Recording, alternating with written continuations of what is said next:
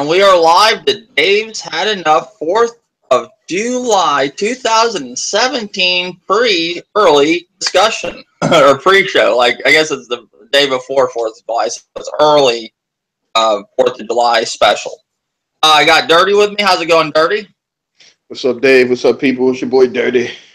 Oh, been a long time since we heard from you two on this side of YouTube. I know you've been doing podcasts lately still, right? But yeah, I still do podcasts and stuff like that. I mean, with my channel and everything, it's like now I only do like if it's like a rant or something like that, but I do like a lot of unboxing, you know what I'm saying? Because when I do videos on my channel, man, I try to bring out the truth on all consoles, not just the one I prefer, you know what I'm saying, and try to lie on the other two or whatever. I bring it across the board because I own all three systems. So, if I got to rant with any one of them, that's what I'm going to do. There's no favoritism. Now, you would say that you are a fan of one console in particular, but you like them all, meaning you are a fan of one more, but you don't take sides or nothing. Everybody, see, that's the thing. People could sit on here all fucking day long and say, okay, I'm a neutral gamer, but there is one console everybody likes more than the other. Currently, right now, for me, it's the Switch. I play that more than anything, especially my back fucked up. But, I'll go through phases where I like the PS4 more, or I'll go through phases where I may like the Xbox One more, but right now it's the Switch. But I still don't choose over the other consoles, and unless they're doing really fucking bad where I gotta say something. But what would you say is your favorite console right now that you play the most? Right now, it had to be the Switch because it's a brand new console. It's like 3 months old, so I'm getting into the games and stuff like that, like ARMS and stuff like that. It's a different type of fighting game, unique game, and for right now, this is what I'm playing on more. Then probably right behind that is the Xbox One because I got mostly shooters, and and then the PlayStation 4. So. What's up, Derek? Thanks for watching, buddy. I appreciate it, man. America, he says. Yeah, so I mean, like I was saying though, like everybody has a console of choice or a company of choice. Like, what would you say your company of choice is? Mine is like between. Now that goes with all three companies, but I would say Sony, and see, last generation and generation before that was Microsoft. This generation, I'd say Sony and Nintendo. I think Sony. I'd have to go with Sony a little bit more because I've been playing more of the PS4 than anything. But now, since the Switch has dropped, I've been on that. But I'd say most of this generation has been more Sony. I was very disappointed with the Wii U. But what would you say your company of choices right now? I had to agree with you, man. It's Sony and Nintendo because Sony is bringing a new God of War in a different type of area, which I'm still curious about. He has a son and everything, so that looked like it's going to be a great adventure with Kratos, even though it's in a different environment. And just the other games that Sony is bringing out as well. And then you have Nintendo. They already announced a Metroid 4, so I'm excited for that. And then we got another Metroid coming in September for the 3DS, so I'm more excited for that as well. So Nintendo is pushing out the game. Sony is too, but for all three, I have to say it's Sony and Nintendo. Yeah, that's about where I am at this generation. Microsoft. I like Microsoft. When I got the Xbox One, I played Sunset Overdrive, I played Rise. But like when you get those games and you go through them and then you get to the basics, it's like, okay, now you got your Forza, which I got into Forza Horizon 2. That was the first one that brought me into the series. I really love it. So that series to me is like fresh. But then you fall back and you got Halo and Gears, and I've played those games a million times. Don't get me wrong, Gears of War is fun. Me and Jay Century, just let me repeat this. Jay Centuries was playing Horde mode the other day in Gears of War 4. I almost fucking fell off my bed. I was playing the game, and I was like, holy shit, Armored does play games. And And he does, and he's good at them. So I have to take back everything I ever said about Armored playing video games. He does play video games. I just think he didn't want to get involved with certain people.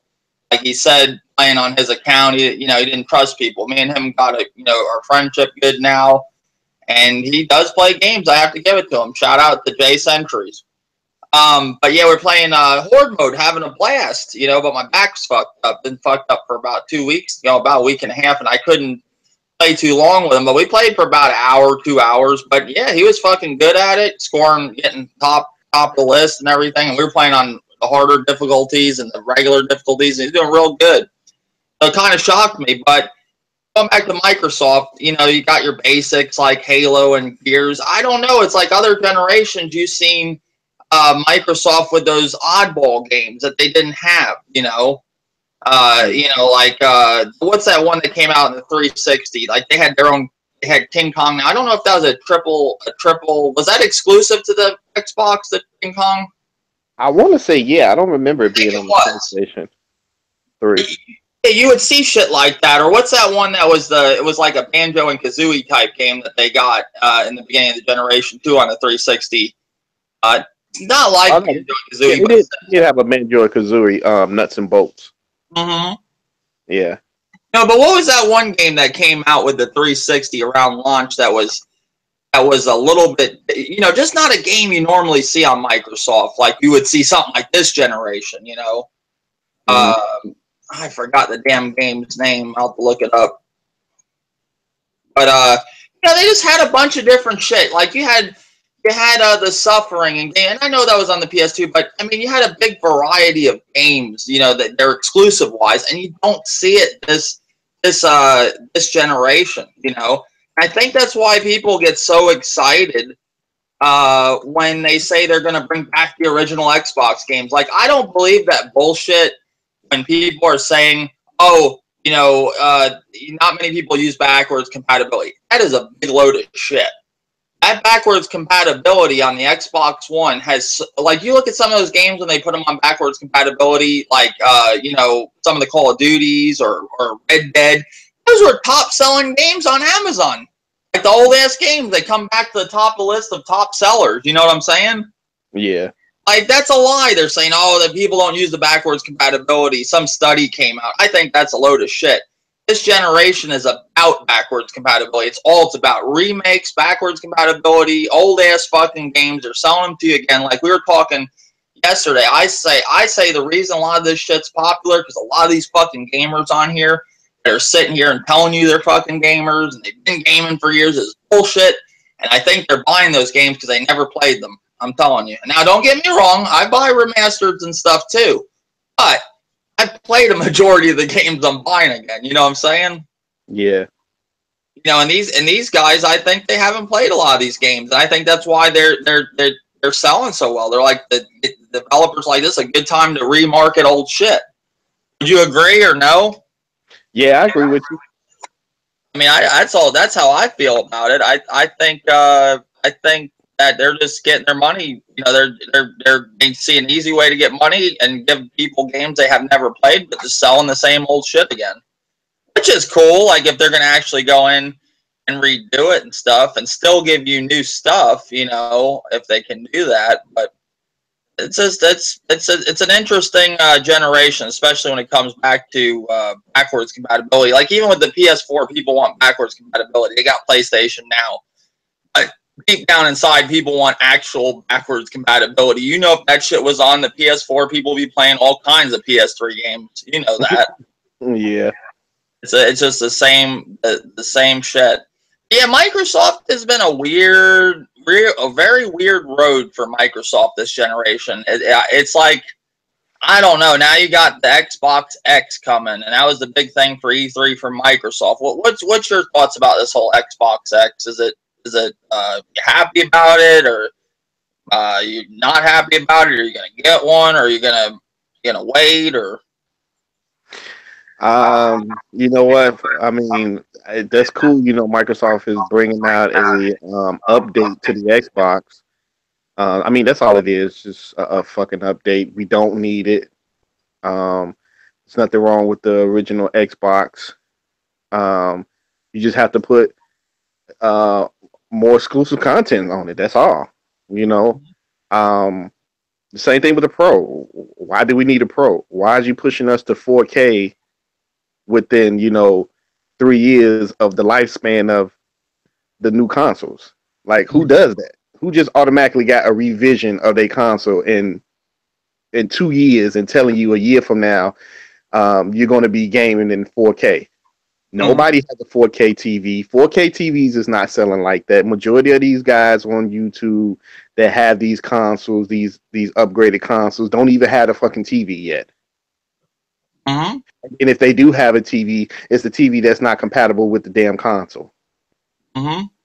So to me, this was just a big rush, a push, and I believe this is just a test. This all it is just a test. If you want to say it's a revision of the console you already have, fine. This is a fucking test that Microsoft and Sony is throwing at us. They want to see who's going to go out and buy this revision console 2 times in a fucking row. Like, you got the S already. Why do we need that? Why do we need the One X? You know what I'm saying? If developers are not developing specifically for this One X from the ground up, from the power that it's supposed to have, it's supposed to be this most powerful powerhouse system. If you're not going to develop from the ground up on it, I don't want to play none of the games. Because basically all you telling me is, oh, they doing the games for the Xbox One, but you could take it and put it in there and it's going to upscale and make the resolution and the shadings and the lighting much better. I don't care about no lighting and shading. If the game looks good on the one, it looks good. You know what I'm saying? And like, I have no problem with the graphics that we're playing now. To me, this is like I said, this is just a test, because there's no way in hell when the next Xbox come out that it's going to be less than what the One X is. And I'm talking about hardware wise. That means either this new Xbox X, either this going to be around for a while like the 360, or be looking to pay more for the next Xbox and PlayStation. Because there's no way, whenever the next Xbox come out, let somebody say like 3 to 4 years from now, the new Xbox will come out. Okay, now what are you going to do with the new Xbox considered hardware? You're not going to go backwards. If this has 6 teraflops, you're not going to drop down to 4 teraflops in the new Xbox. And so is the RAM. You're not going to go down from 12 gigabytes of RAM, you know what I'm saying, to 9 gigs of RAM. You're not going to do that. You're going to have to go up. And if you have people that's complaining about $500 for this powerhouse console, then guess what? They're going to be complaining when the new PlayStation and Xbox come out and it's around the same price or a little bit more. The more power you guys want, they're going to give it to you, and it's going to come with a price. And this is what they're doing. They're testing us out to see who's willing to pay for the power. Because I'm telling you right now, the next Xbox, when it comes out, I don't see it. The specs is less than what the One X has right now. That's bullshit. And a lot of gamers are going to complain when the next Xbox come out and the hardware is lesser than what it is coming this November. So that shit will have to go up. So if you're giving me 6 teraflops now, hell, you better give me at least 8 to 10 now in the next Xbox. It can't go backwards. It have to go up. And if it goes up like that, prices will slowly go up on the consoles. I'm telling you right now, the next PlayStation 5 come out, whenever it come out, look for it to be $500. There's no more $300 and $400 consoles anymore, because they're testing you. It's 4K. They know you want it. They pushing it. You're going to buy it. Simple as that. And look for the games to probably go up another $10 like they tried to do last generation.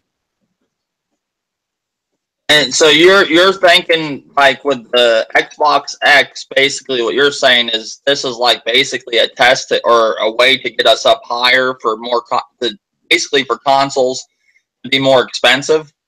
Yep. We're not gonna see any more consoles that's 3 coming out on launch $300 to $400 anymore. The standard is going to be $500. I'm telling you right now, everybody want this power and teraflops, and and Microsoft is giving it to them. They putting it in the system. So if the One X right now costs $500, and we know damn well they're not making any money off any Xbox One X that's being sold starting in whatever November or October, whenever it launches, they're not making a dime off the consoles that's being sold off the shelves. Let's just put that straight forward, because what they have in their machine, I'm pretty sure it's a pretty penny for them to manufacture that console. And them having it at 500, they had to do it at 500. If they would have did it at 600, people would have been outraged. But they did it at 500. You still hear people, complaining about the 500. But hey, you motherfuckers wanted power. Now they're giving you power, so don't complain about the price. You know what I'm saying? Hey, with great powers come great responsibility. So you got to pay that money to have that power. And I'm saying right now that these consoles is about to start to be $500. If that One X sells well, I guarantee you the PlayStation is going to be $500. The PlayStation 5. The only console you're going to get probably is going to be $300 to $400 is Nintendo. Unless Nintendo decides to be a powerhouse console on their next generation system to be up there with the big boys, then Nintendo had to go the same route. Because everybody knows when Nintendo makes a console and they put it out, they make money off their console. Just like the Switch, they make money off the Switch. I think it's what about maybe $15 a Switch that's sold. I think they make like 15 or something like that. So, well, we're talking console wise. This is console wise. We're not console wise. That new One X is not going to make a profit. The games will have to make the profit for Microsoft. Yeah, most people that are console gamers, and it's always been like this that I've seen of friends that I've had. They're not even right. PC's not even in a thought. Like, people know about PC gaming that do consoles. A lot of them. I'm talking about people I grew up with. They just never. They've always been with consoles, and with consoles, I think it's like he says, not really. PC has always pushed the hardware forward, but just saying that hardware has always progressed. Yeah, it has progressed, but I think they're jumping the gun a little too much. I mean, they haven't mastered the art of 1080p 60 frames per second. That's one thing I like about the Switch. Sorry about this dog. This dog drives me nuts. I got my brother's other dog here, a little Chihuahua. You'll probably hear him barking. But with the Switch, you got games like Fast RMX running at 1080p 60 frames per second. Granted, it is an indie game, but it looks beautiful. Like Mario Kart, 1080p 60 frames per second. Really good looking game. Like, why not focus on that and then go to something else? Like, go to this 4K shit. They're pushing you into 4K, and I don't think they're ready. I think they didn't really do enough with 1080p yet. I mean, how can Microsoft and Sony, be ready? I mean, how can third party be ready for 4K when they still couldn't even give us 1080p 60 frames per second on these consoles? So how all of a sudden the One X is most games are going to be native 4K? Motherfucker couldn't do native 1080p. Yeah. And then this is the part that really kills me. Hold on, I don't mean to cut you off, but before I forget, this is the fucking part that really takes the cake. Okay, so Pro came out with this checkerboard bullshit, this fake ass 4K. And everybody's like, the Scorpio is going to beat that. It's going to have true 4K. And granted, they are going to have some native 4K games, but they're getting checkerboard shit too. Now, all of a sudden, checkerboard shit's great. Yeah. And I think it's hilarious. And the reason that is, I believe, not a big tech guy, but if you have the top selling console, the one that's running the show, like right now it's the PS4, that's the one that's running the show. Okay, so they're going to make games to that console, and then everybody else is going to basically get downgrades or ports. They're not going to upgrade the fucking game for the third-party game for the fucking Xbox X, unless they are making. The only thing you're gonna see that on is fucking exclusives. They're not gonna make a better version for the X just because it's more powerful. I think they're just gonna port over, their checkerboard bullshit over there. If that's the now, if the Xbox X comes over, takes over the market, then that'll be the top selling, console for a third party and shit. Maybe shit will change that way, but it's just a big game. That's all it is. I don't see them really using all this power that they're gonna have, and I think it's a bunch of bullshit. I really do. Yeah. I think it's another way to get you out to spend more money. That's all it is.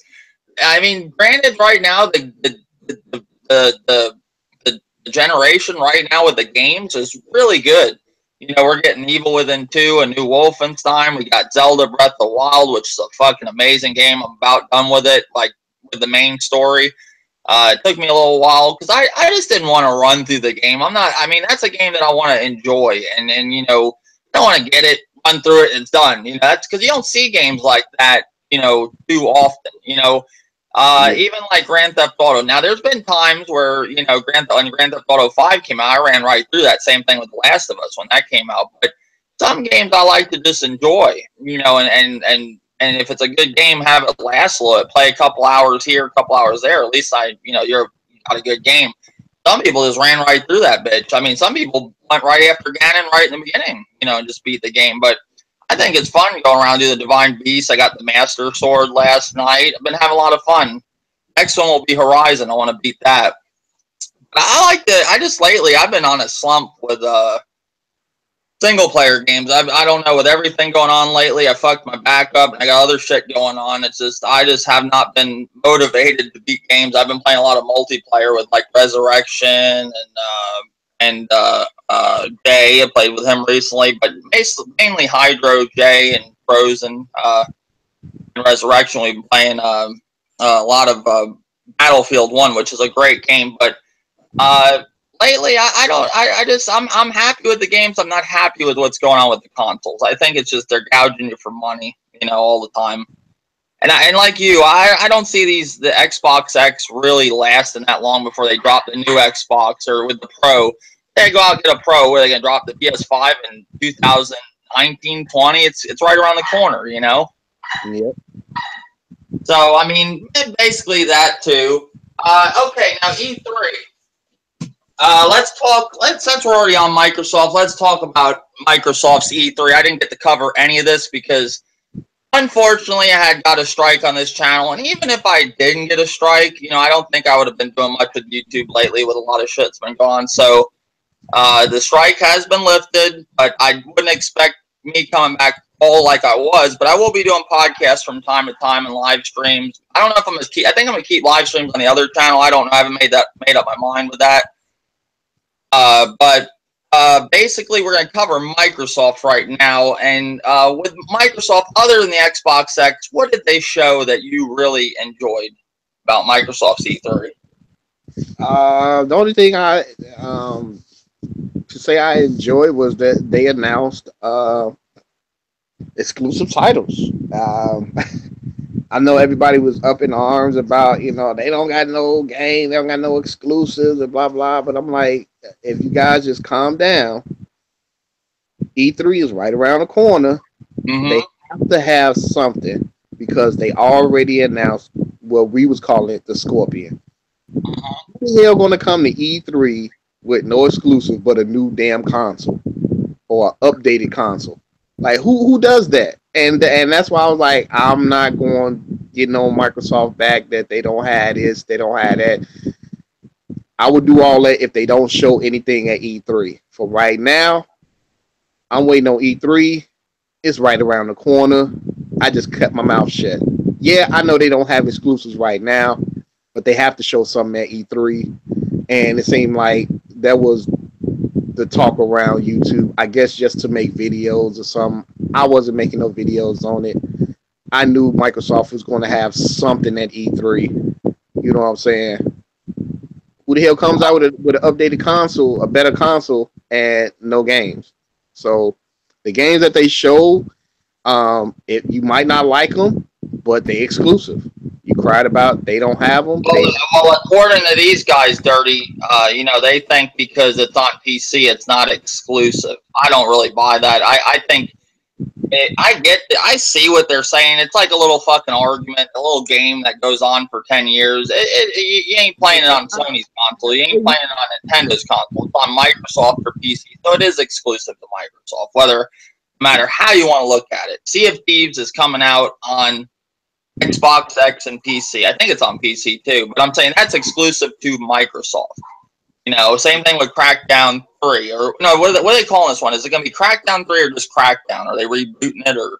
I think it's going to be 3. I think they just. Oh, 3, okay. I seen Crackdown. I didn't see the 3 next to it when they were saying it, but maybe it's, I figured it was Crackdown 3 or just regular Crackdown, a reboot. Yeah, I get what they saying too. With it's on the PC, but do you think that's a fanboy argument? Do you think actually people are really saying that? Like, you think that's just a way for the console war, to say it's not exclusive and all that?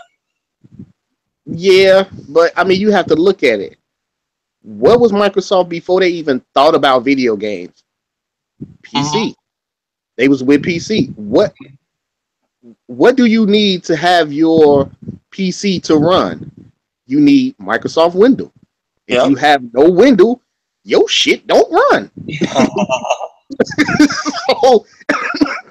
That's funny.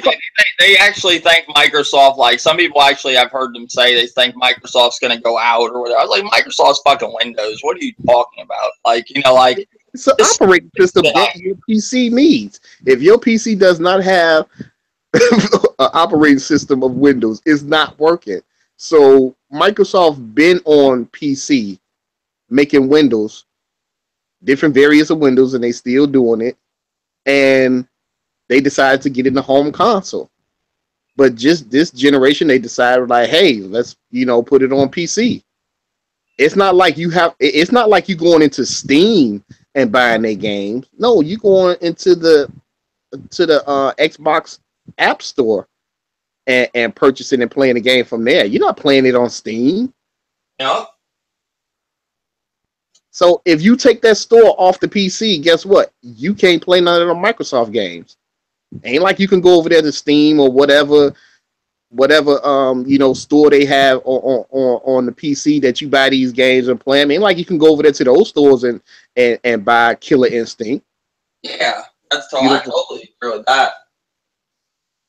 Like, I understand what they saying, but at the same time, it's exclusive to Microsoft.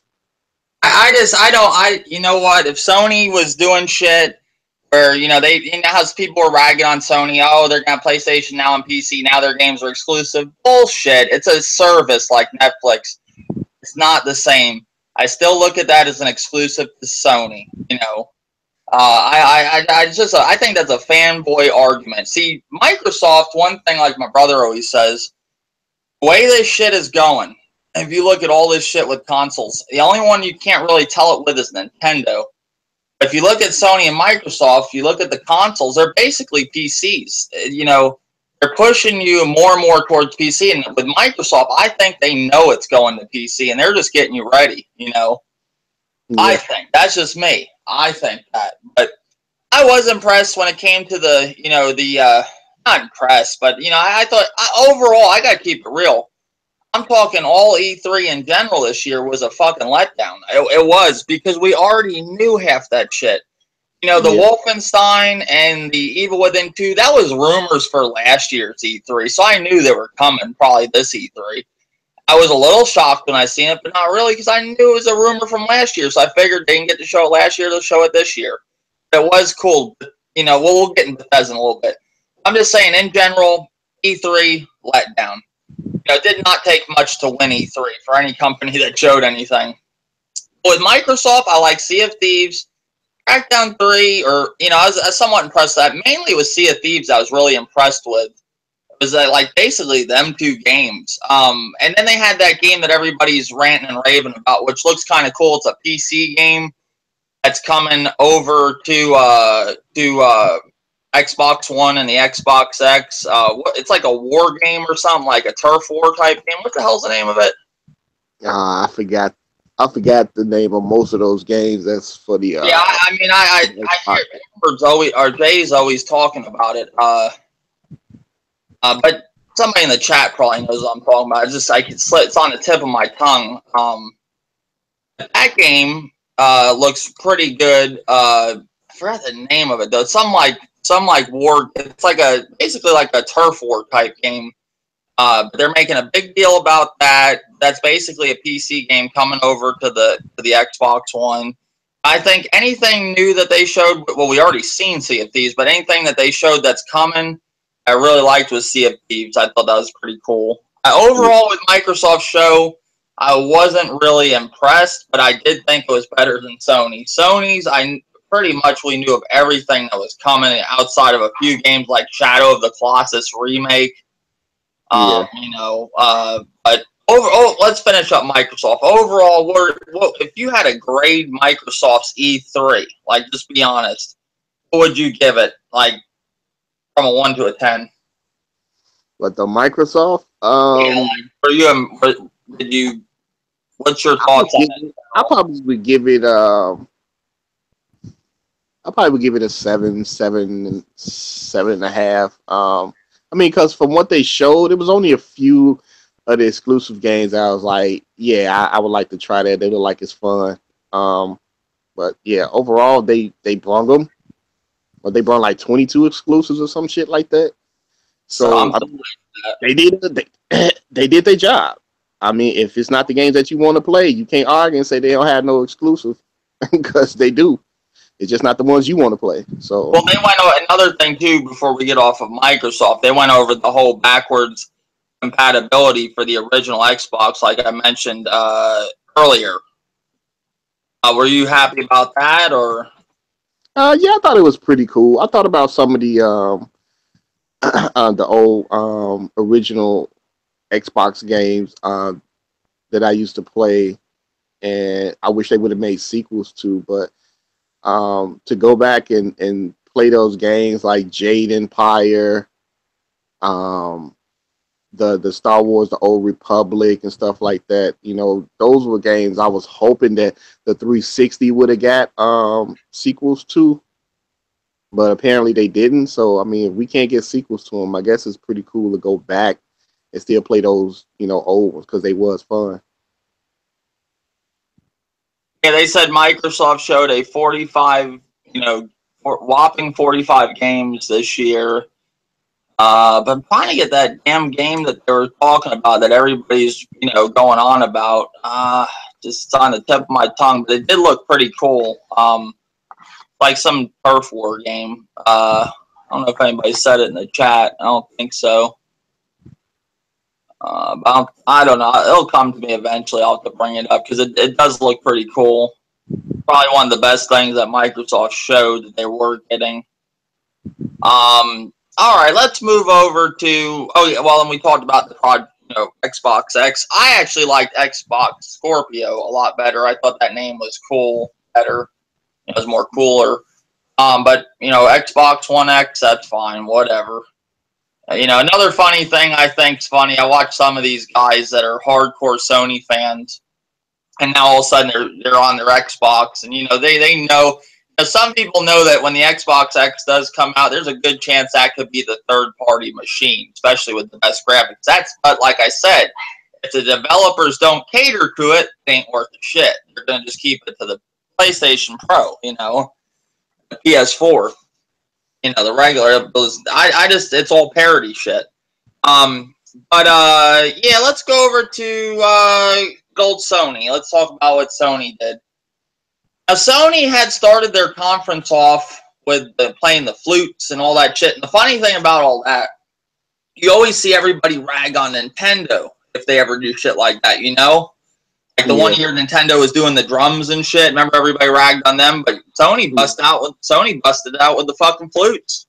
That's fine. Like I heard some people bitch on it, but not like they did with Nintendo. So that started up. They showed us a big ordeal for the upcoming Uncharted 4 DLC. You know, and that's one thing I noticed about E3 this year in general, not even just with Sony, but you had a lot of companies, even Nintendo, showing DLC, like making a big deal about DLC. And DLC used to be just like an add-on, you know. Never was really got a big, you know, they show some little commercials or whatever, videos for it on YouTube. They never made a big deal about it. You never really seen DLC really take the main stage as like it's a new game coming. You know what I'm saying? They made a big deal about it. I mean, I guess they did, but it looks like DLC is more bigger than ever now. Like add-on shit. And they showed the Uncharted 4, which looks really cool, and I heard it's a pretty length for what the DLC is. It's pretty lengthy, but 12 hours, I think, or something like that. That's what I've been hearing from what I asked. You know, don't quote me on that. Don't noose me or anything in the comment section. If it's 12 hours, that's a full damn game. Well, that's what I'm saying. So it's like a full game, so it's pretty good. But I was surprised DLC was such a big deal this year. But it looked cool. You know, that's what they started off with. We did not see any of The Last of Us 2. A lot of people were wanting to see The Last of Us 2. And I guess they still ain't, you know, they still ain't done or, you know, even close to done with that. So they didn't show any of that. I'm thinking maybe next year we'll see. Yeah. The Last of Us. We did see more Days Gone. And Days Gone, to me, looks like an awesome game. Don't get me wrong. And I'm going to buy it most likely day one. But that game looks so much like The Last of Us. It's almost like, and sometimes you watch the game and you're like, am I watching The Last of Us 2? I was about to say, or am I watching this Days Gone game? Like, the only thing, you know what kind of wakes me up and makes me think I'm not watching The Last of Us when I see him on a motorcycle. You know, that's the only thing. The fighting combat looks the same. Everything looks the same. And that's one thing I'm noticing with Sony, and I watched from their E3, a lot of their games look like mimics or clones of the fucking Last of Us. Am I right or wrong? I think they're using, like, the same engine, because you could even say that about Uncharted. Like, the new Uncharted kind of reminds you a little bit, just like how the characters and stuff move and stuff like that. And that Days Gone, yeah, it definitely reminds you of The Last of Us. If you're not paying attention, you just glance at it and be like, "Oh, this The Last of Us," you know. And if you really know The Last of Us, you will be like, "Damn, is this part 2? Because I don't remember this in part 1." And, you know, it kind of, you know, surprise you. But yeah, I think they're using like the same engine for all 3 games. Mm-hmm. Yeah, it's I don't know, just to me it's like, you know, even look at God of War, what that game used to look like, and it looks awesome. Don't get me wrong, I'm not saying it looks like it's something I wouldn't play or nothing, but just it's like kind of like how when Call of Duty got popular, every shooter's trying to aim towards that. Now Last of Us, it was a big seller on the PlayStation 4 and PS3, and as an exclusive wise, and you have so many games that are just so similar to the Last of Us. And, you know, it's not a bad thing, because the game was an amazing game, one of the best games ever made. I'm not saying it's not. It's funny how shit just clones shit. Like, they're like, oh, this did great, let's make every game look like this. You know, like that's what it's just, I think they're going to burn people out with that, you know? Yeah. But that's what I noticed with Days Gone. The thing with Days Gone that didn't impress me, I thought the gameplay was great, but I've seen it already. I'm ready to know, when is the game going to drop? When are we going to get it? You know, I'm ready for it. You know, there was talk it was going to be out last March. You know, now I'm hearing, you know, you don't know. Like, people don't have an idea when it's coming. So basically they showed that. Like, from anything I really liked at Sony's conference, I have to go with the Spider-Man game. I thought that was the best thing they showed, in my opinion. And I didn't know that was coming. You know, I'm talking about surprises. That's what I'm saying. Yeah. You know, I know, like, with Microsoft, I said Sea of Thieves, that wasn't a surprise, but I did like what they showed with the gameplay. It's just, to me, it looked interesting. I don't know. I guess I may have paid attention to it more that time than other times they showed it.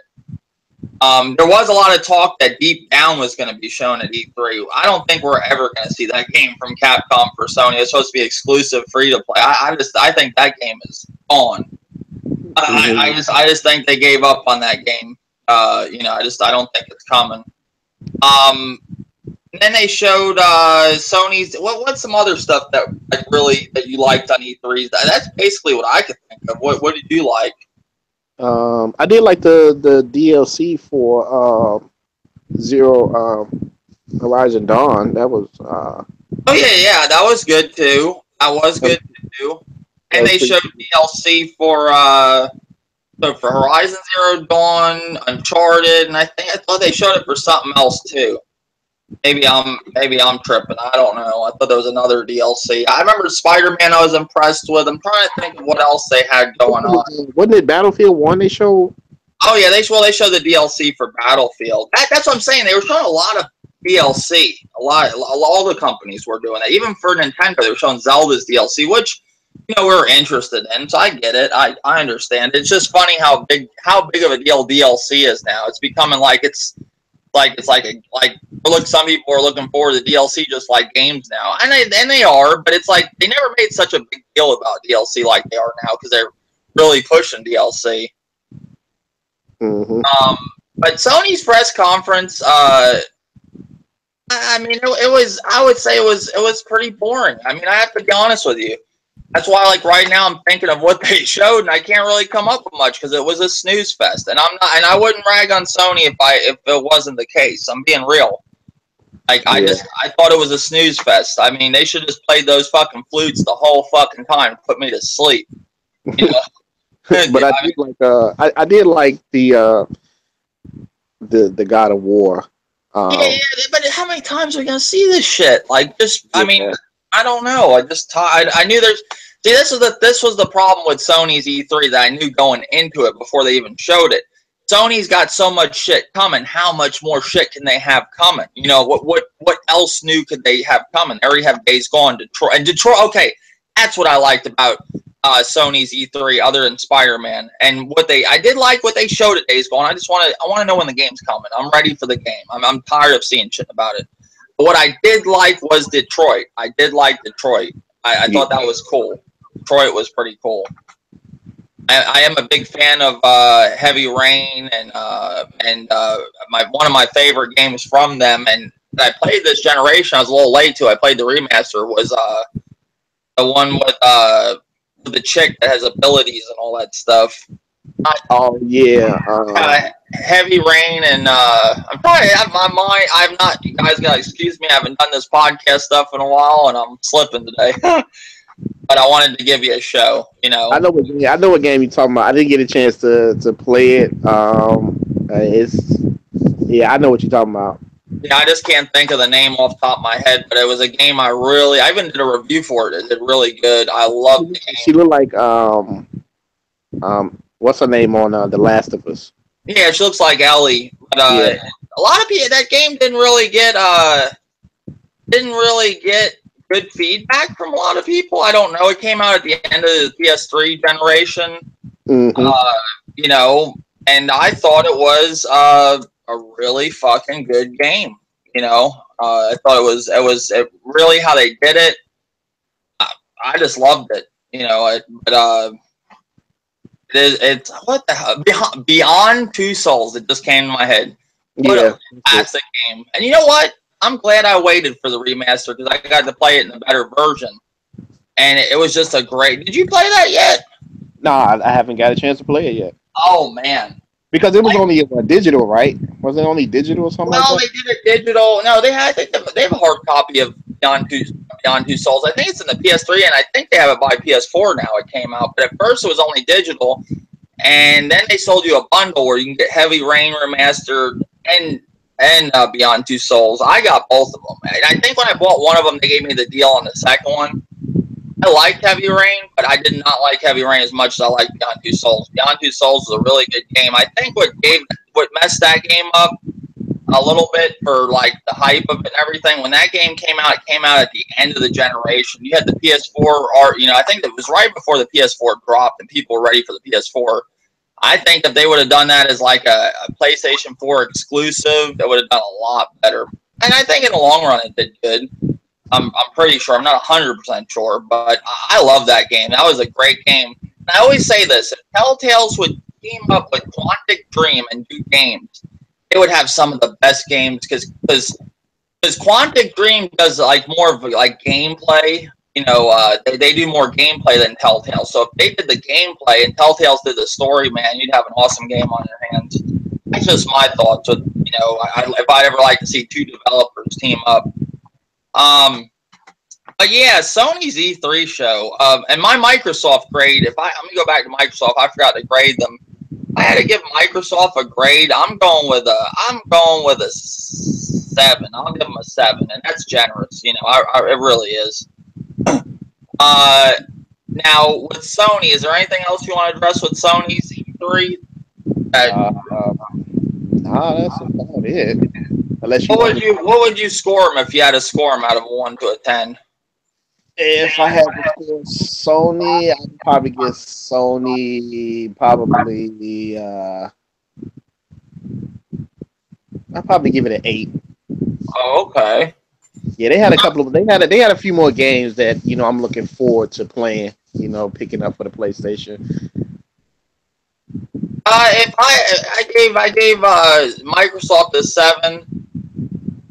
I'm gonna go with Sony. I'm gonna say, even though Sony's show I wasn't really impressed with, they did show good stuff that I've already seen. That was the biggest problem with Sony's show for me, is I've seen the stuff they were showing. It's not Sony's fault because they have so much shit coming, but I wasn't surprised. The element of surprise was not there. Shadow of Colossus remake was not enough of a surprise for me. It looks good. I'm not a big Shadow of Colossus fan. I just thought that world was very empty. I mean, I understand it's a puzzle game and all that shit, but I just felt that world was very empty. But it looks good for the hardcore fans of, Shadow of Colossus.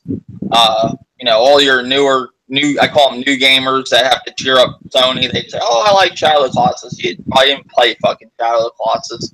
But, it just kills me, these guys sometimes. But I'm going to give Sony the same fucking scores I gave Microsoft. And even though I like Microsoft's better, Sony did show some stuff that was really good, and I felt about the same with them at the end of the conference. And now that I think, I don't think if I had to choose, I would give Microsoft a 7.5 and Sony a 7. That's what I'm gonna score at. 7.5 Microsoft, Sony a 7. Sony's wasn't a bad show. It's just I seen everything coming. And it wasn't the only thing that really I liked was Spider-Man and that Detroit. Microsoft, I liked the if I could think of that fucking couple of games that went off the top of my head, I have to look them up. But overall I felt their show was about the same. I hate to say it, the one that really well, let's get into. I'll tell you the ones I'm gonna save the best for last. All right, now. I didn't say that Sony and Microsoft are worse than EA. I just forgot about them. EA was the worst show. We're going to talk about EA real quick. Mm-hmm. Unfortunately, I watched the EA press conference. Oh, man, that was bad. I was not thrilled at all watching this conference. I was ready just to shut it off a couple times. Did you like EA's? What did you think about it, Sturdy? I didn't care too much for it. Either for the EA, I thought it was, it was alright. I'm a fan of EA. I like EA. I will willingly come out and say I'm an EA fan. I love Battlefield. For the newer stuff I got into, but I'm a huge UFC fan of. And that's who's got the EA. EA's got them. It's not THQ anymore. I like EA. I think they do great shooters and stuff like that. I'm cool with EA, but I just didn't care for their show. I thought their E3 was just very ugh. I didn't like the new Need for Speed. They could keep that shit. I think what do you think about the new Need for Speed? To me, it just looked like the last one, unless I was seeing some old gameplay of the last one. I wasn't paying attention. I don't know. From what I see, it looked like they was trying to be like a movie or something, like Fast and the Furious, where they chasing down and steal his car, and you know what I'm saying. They able to, apprehend the truck and get in the car. Now, how she got out of the back of the trailer of that truck, I have no idea, because the doors bust open and here she comes, a jump. Like, how the fuck do you jump out of a moving truck? That I don't get that. If you in a moving truck, even if the truck was standing still, when you hit the gas, and you hit the front of that trailer, you're not going to jump. You're going straight down. So how the hell she made a jump coming out of that truck? I was like, this is Fast and Furious. This is all it is. I looked at it and thought, this is Fast and Furious. This is basically what it looked like they trying to do. Because there's no way in hell a car is just going to automatically jump out of the back of a truck, out of a trailer like that. You know, so I was like, I want to see some more gameplay of it. You know, if it looks good, I will, you know, buy it, because I think the last Need for Speed I brought was the one on the Wii U, Need for Speed. Damn, I forgot the name of it. But yeah, the one on the Wii U, that was the last Need for Speed I brought. Most Wanted. Yeah, because the rest of them was like bad. It wasn't too bad, but it was not like Need for Speed. To me, I wish they go back to the underground. Just go back underground. You think if they even took it back to the underground, it would even make a difference at this point? Maybe. I just want the underground back. I mean, if you don't want to do a whole new underground, just remaster the old ones and update the graphics and give it to us for about $30. You know. Yeah, that could be pot. I mean, I don't know. I'm surprised they didn't remaster it by now. You know what I'm saying? The biggest thing shown at EA, I think it was at EA's press conference that everybody made a big deal about, was Anthem, right? Am I correct, people in the chat? Yeah, I think that's everything. Everybody and their brother wanted that game. It was that was the one that, you know, that was their big thing that they showed. They showed Madden. You know, they showed DLC for Battlefield 1, which looked cool. They showed the Need for Speed, like we said. I don't think they had was Star Wars Battlefront at EA's conference. I don't think so. Nah. I don't think they showed Battlefront off. I don't think so. I think later on we've seen some stuff from like after shit, you know, for Battlefront. Which Battlefront 2 looks phenomenal. Don't get me wrong. You know, that's the things I like about EA. I love their shooters. They're just really cool at shooters, and I love their, you know, what really pissed me off with EA, they didn't even show fucking UFC. You know, you got UFC coming March. It's one of their big games right now. Why didn't they show it, you know? But they didn't. But yeah, Anthem looks pretty cool. I have to say, Anthem, you know, for some new IP that, you know, is something totally new. It reminds, what does it remind you of, like what you've seen? Would you say like a Mass Effect or a Crysis, or what do you think? Maybe more of Crysis. Mm-hmm. You got jetpacks and shit. It looks like your guy's got a jetpack. He can fly around in his jetpack. I heard someone say it reminded him of Halo. I'm like, really? I mean, it's a new IP. That's one cool thing that they brought. You can go in the water with your fucking jetpack. You know, it's still going. I mean, it looks cool.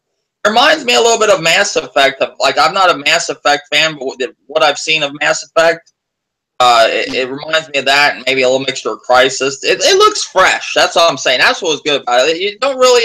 I'm just giving ideas of what it's something similar, what it reminded me of. But I think it's pretty well something different on its own. I think it looks cool. I'm excited for it. That was like the thing I really liked they showed.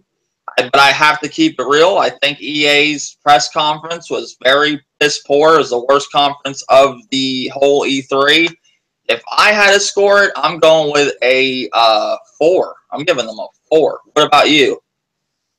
I would give them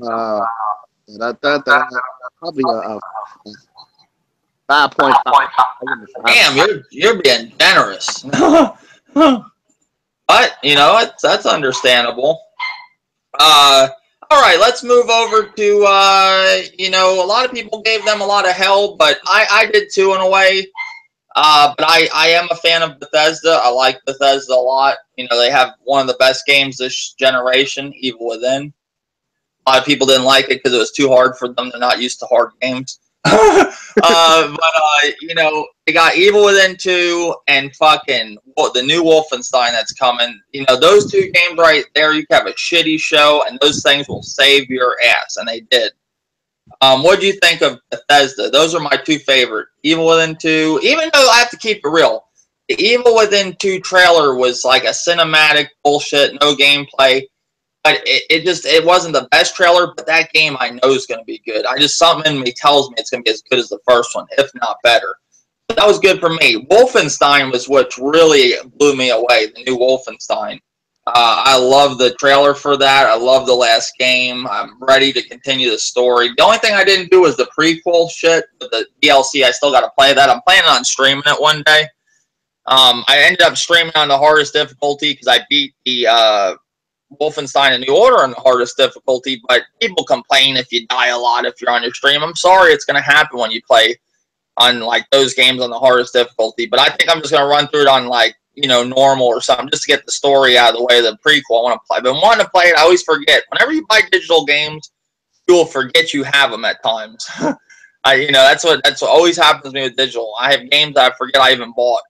Yeah. But the new Wolfenstein, what did you think of that, Dirty? It looked pretty cool. Yeah, it looked alright for Wolfenstein game. I think it's called Wolfenstein, the New Colossus. I think it's called. I think they're Wolfenstein 2. But it looks good. It starts out with this like gas station bullshit, and you think you're watching like an old commercial or something, and they just go in on that shit. You see all the monsters are coming. I mean, heads getting blown off. It looks like it's going to pick up from the last game, and it looks like that chick's still alive. Some of these games I forget the stories, and I guess she's still alive. That the mean Nazi fucking lady. But the last game they're pulling people's eyes out. It was ruthless. And I liked it. Shout out to everybody in the chat. Toxic Donut, Mind Blown Movement. If it wasn't for Mind Blown Movement, we couldn't even do this podcast. He's paying my electricity. No, I'm just kidding. I'm not Bear Hugger. No, Ghost, but he is paying for this podcast. It's sponsored by Mind Blown Movement. Check out Donnie's channel. It's a really good channel.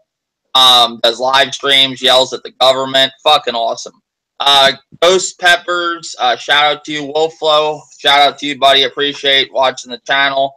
Long time subscriber and friend. Ozzy Sly 47 Adam YouTube, buddy. Appreciate support. Let's see who else we got going on. Levon Kason, thank you, buddy. Star Wolf, Callie, thank you guys. Derek Fisher, thank you, buddy. I really appreciate it. All right, so yeah, I agree with you, Ozzy. I'm excited for the new Wolfenstein. I think that was the best thing that Bethesda showed. Now, besides that we got the information for Evil Within 2, even though I said I didn't like the trailer too much, I know I'm gonna like the game. Other than that, Bethesda sucked, guys. I have to keep it real. If it wasn't for those two games, they would have probably got the worst score from me. What? Anything else that you were anything you liked of Bethesda other than that? Are you a big Bethesda fan, Dirty, or no? I'm not like a big fan, but I became more of a fan of them with Evil Within. Okay. Yeah. Now they are doing I don't remember if they showed did they show this at their E3 or was that Nintendo's, the whole Skyrim for the Switch. The one thing that impressed me of that, I know it's an old ass game. The one thing that impressed me of that, the motion controls did look cool on that. I like how they did the motion controls. Yeah. I thought that was cool. I know it's old. I never really played Skyrim. I might pick it up just to support third party. How about you, Dirty? I think you said you were gonna probably pick it up, maybe, right? Yeah, I was gonna pick it up. I haven't played Skyrim since the launch of the 360. That was the last one I ever played. I had rented it from Redbox, and I just wasn't in. Everybody's making a big ass deal about Skyrim, and I just wasn't into RPGs at that time until I moved up to Tennessee in 2012. Then I got into RPGs. I played some RPGs here and there, but I wasn't like. Now I'll play just about anything. I opened my mind. This generation has opened my mind up to games I would never normally play because of the beginning of this generation of how bad it was. It was so bad the first 2 years. It was rough. I was dying. I should never sold my PS3. I was like, ugh. But my buddy talked me into it. But yeah, Bethesda, I just think, unless somebody in the chat could think of anything else great that they showed, that's really all I cared about. I mean, I just wasn't really feeling it. But I'm looking through it. Yeah, it's basically Wolfenstein and Evil Within. If I had to score Bethesda, I will score them higher than EA because I did like what they showed higher than EA. I'm going to give them a 5. What about you, Dirty? I'm gonna give them a 4. A 4? Okay, okay. All right. Yeah, dogs are going nuts again. All right. Now we got EA out of the way, Bethesda out of the way, Sony, Microsoft. Trying to think who else was in the mix. Square Enix didn't do a conference this year. I was real surprised. I guess it's Ubisoft, right? Yeah. Well, I have to tell you guys, Ubisoft, third-party wise, and I would almost give them if it was like, if I had to say best conference of E3, I would almost go with Ubisoft if Nintendo didn't do what they did. I like Nintendo and Ubisoft about the same, to be honest. I thought they were both good. I think they showed a lot of games, a decent amount of games, new stuff. Some of the stuff with. The thing I liked about Ubisoft, it wasn't that they showed a lot of new stuff. They showed us stuff we didn't see shit on. They never showed gameplay on like Far Cry 5. Everybody was attacking that game and saying it was going to be bad while they fucking showed it, and it was fucking awesome. What do you think about that, Dirty Far Cry 5? Yeah, it looked pretty good. I like that it was like I don't know, it's like you're basically going after a cult leader and shit. When you first looked at it and you looked at the cover, it looked like CM Punk was sitting at the dinner table or something with a bunch of fucking rednecks, and you're like, what the fuck is this?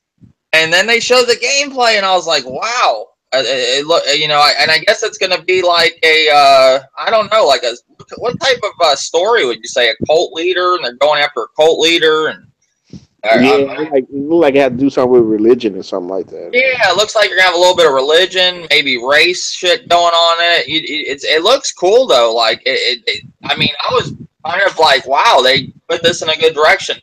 Now I am a fan of Primal. I've been playing Primal, not recently. I put it on hold. I was getting into that. I liked it. Far Cry Primal is good, but still, after 4, I was like, man, they need a break with these games. 4. And I seen Joni streaming at Mind Blown Movement today, and I was like, man, I just need to finish this game. It was hard to get into that story with that, I just didn't like the main antagonist. Like, you only hear him on the fucking radio. You see him in the beginning of the game. I think they could have done a better villain than they did. Now, the third game had an awesome villain. I think that's what it happened. The third game put the bar up real high, and then they came with the fourth one, and you have more shit to do in the fourth one, but the story was so fucking like god awful. And then Primal's pretty good, but I still feel like when Primal, they need a break. But now they're coming back again, and they actually look like they're coming with something good. It looks like it's gonna have some like type of like I think it's something to do with race wars and shit too. I don't know, but I know it's a cult leader. And I just think I think it's cool how you can tell your guys to do this, and it's gonna be like a militia type thing. I don't know, but it looks good. Like I'm excited for it. What else do you think of Ubisoft that you really liked that they showed? They did show the South Park, the fractured hole that's coming this year. Assassin's Creed, that new Assassin's Creed. Wow, whoa, that looks awesome, man. Yeah, that looks cool. You get a fucking bow in it this time. It looks kind of cool, and you're in fucking Egypt. I mean, I think it's pretty cool. I'm trying to think of what else Ubisoft showed. Well, they had the South Park, like I said, which I didn't play the first one, and okay, let me say this. When the PS4 rolled out, that was around the time that South Park: The Stick of Truth came out, and I was still into South Park at that time. And I was like, oh man, I want to play the South Park: Stick of Truth, but I don't want to sell my PS3. I want to play it because I remember calling Sony and I asked them, I said, do you think you'll have a digital copy of South Park: Stick of Truth? They said, well, nothing right now we know of, but I wouldn't put it past, I wouldn't count it out. So I just went with it and thought they would get it eventually. They do now, but it didn't have it when it first came out. So at that time, I kind of lost steam for the game. then they had got it backwards compatible on the Xbox One. I picked it up, but never played it yet because I'm not into South Park like I was a couple of years ago. And even a couple of years ago, that's where South Park for me was kind of fading. It's been out for years. I was a big South Park fan, but from time to time, I like to watch it, and it's funny. But I mean, I have to. If you are still a South Park fan, it looks awesome. It does. You know, and one day if I play the original game, I might get the new one. You know, I might if I ever decide to play the one I got. With all the games I got, I don't know when that's going to be. But South Park's The Fractured But Whole. Are you getting it or no? I'm still up in the air with it. I mean, I didn't even play the Stick of Truth, so it's like it's up in the air. Mm-hmm. Well, you got that coming. Then you got Far Cry 5. Then you got Assassin's Creed. And then they showed, what else did they? They showed a bunch of shit. They had a pretty good conference. They showed Mario Rabbids. You know, a lot of people are going nuts about that, and we're really shocked. Mario Rabbids, I think they're calling it Mario Rabbids and the Kingdom of something. And the Kingdom of, Kingdom Battle. What's your thoughts about Mario Rabbids in general? And were you surprised Ubisoft is, you know, it looks like they're going to be the big supporter of the Switch again, of the big third party, from what I'm telling. They're making an exclusive game for the Switch. What's your thoughts? I had a chance not too long ago to actually, you know, look at gameplay of it on the Treehouse. Mm-hmm. And, you know, it's like a strategy turn-based game. I guess if you want to put it that way. It looks, from what I've seen at the Treehouse, it looks interesting. It looks pretty cool. I want to see some more, you know, watch some more on it. But it's right up there for me to like. Yeah, I might grab this day one. See, now me, it's a different story. I liked when it first showed it. I thought it looked really clean, the graphics and everything. I thought it looked really good. I was like, damn, Ubisoft went in on this game. Then I saw the style of this, you know, the gameplay. I'm not a strategy type gameplay. I'm not into strategy type gameplay, or I would have Halo Wars or some shit like that. But I don't know. I might give it a chance. I got to see some stuff on it. I don't think it's a day one buy though, and I don't know if it's ever a buy. I'm not really into strategy games, but it looks good if you're into strategy games. But I was really happy to see Ubisoft making a full on, you know, and it's real cool to see Ubisoft got what you don't hear a lot of people talk about. Ubisoft is, you know, they talked about this a while back ago. Nintendo said they were going to let, you know, other developers mess with their big IPs. You know, like they got Mario. You know, that's kind of cool. Mm-hmm. And I think if one does it, then you might see somebody else do it. They might do something like they have done. They've done it with Hyrule Warriors. What was that game called? Was that it? Yeah, Hyrule Warriors. I think it's cool when they give the big game to the third party and see what they can do with it. I think it's a smart move from Nintendo. But yeah, they showed a big presentation for Mario Rabbids. They showed how they're really trying to push their, you know, their racing game. What's their racing game now? They're making a new one. You talking about the Crew? Yeah, the Crew. They're showing the new Crew. You know, what do you think of that? Do you think that's? Did you ever play the old one? Yeah, I got the old one on the I think the PlayStation 4. Yeah, I got it free on Xbox, and I still haven't played it. I had a buddy that had played it because he plays everything that comes free to the Xbox. He just plays it, you know, if he gets it for free. And he liked it, you know. I think that's what they're trying to make their main racing game, just like, you know, EA has Need for Speed and Microsoft has, you know, they have Forza. You know, when the game first was announced, the old one, it had a cool concept. Go anywhere in the world, start your drivers clubs up. It sounded cool. Now, if they can follow through with all that shit, I don't know if they did that with the first one. From what it sounded like, they didn't so much. It wasn't like how it was said. If they can follow through with that and actually get it to work, it'd probably be a cool racing game, you know? Yeah. I think it's hard to compete with Forza, man. Like, it's just a game like Forza Horizon 3. How do you compete with that, you know? And that's the problem. You know, I think it's going to always push, you know, other racers out of the way till they can get something going like that. But, you know, it might be good. You know, we got to see, you know, basically. So they showed that. Okay, now this is another one they showed. They showed this, this pirate game, right? Do you remember the pirate game with the ships battling and shit? Yeah. Okay. that to me looked like it looked like they literally took Black Flag and just borrowed off of it. Am I correct? Or Yeah, you can say that. I mean, to me, it just looks like they borrowed off of Black Flag. I'm trying to look up the name of this game because I forgot the name of it. Some new pirate game. It looks cool. Like, I figured they would do something like that, take the pirate aspect to Black Flag and really expand on it, and go from there with it. You know, Skull and Bones. It looked good, but I mean, I think it's just like it looks like DLC from Black Flag. I'm just being honest. I mean, I'm just keeping it real, but I think it might do good. It's a new IP from Ubisoft, and it was something new shown. That's what I liked about it. Something new, even though it looks like something old. But I'm just keeping it real. But Wolflow says Forza, all you do is drive cars.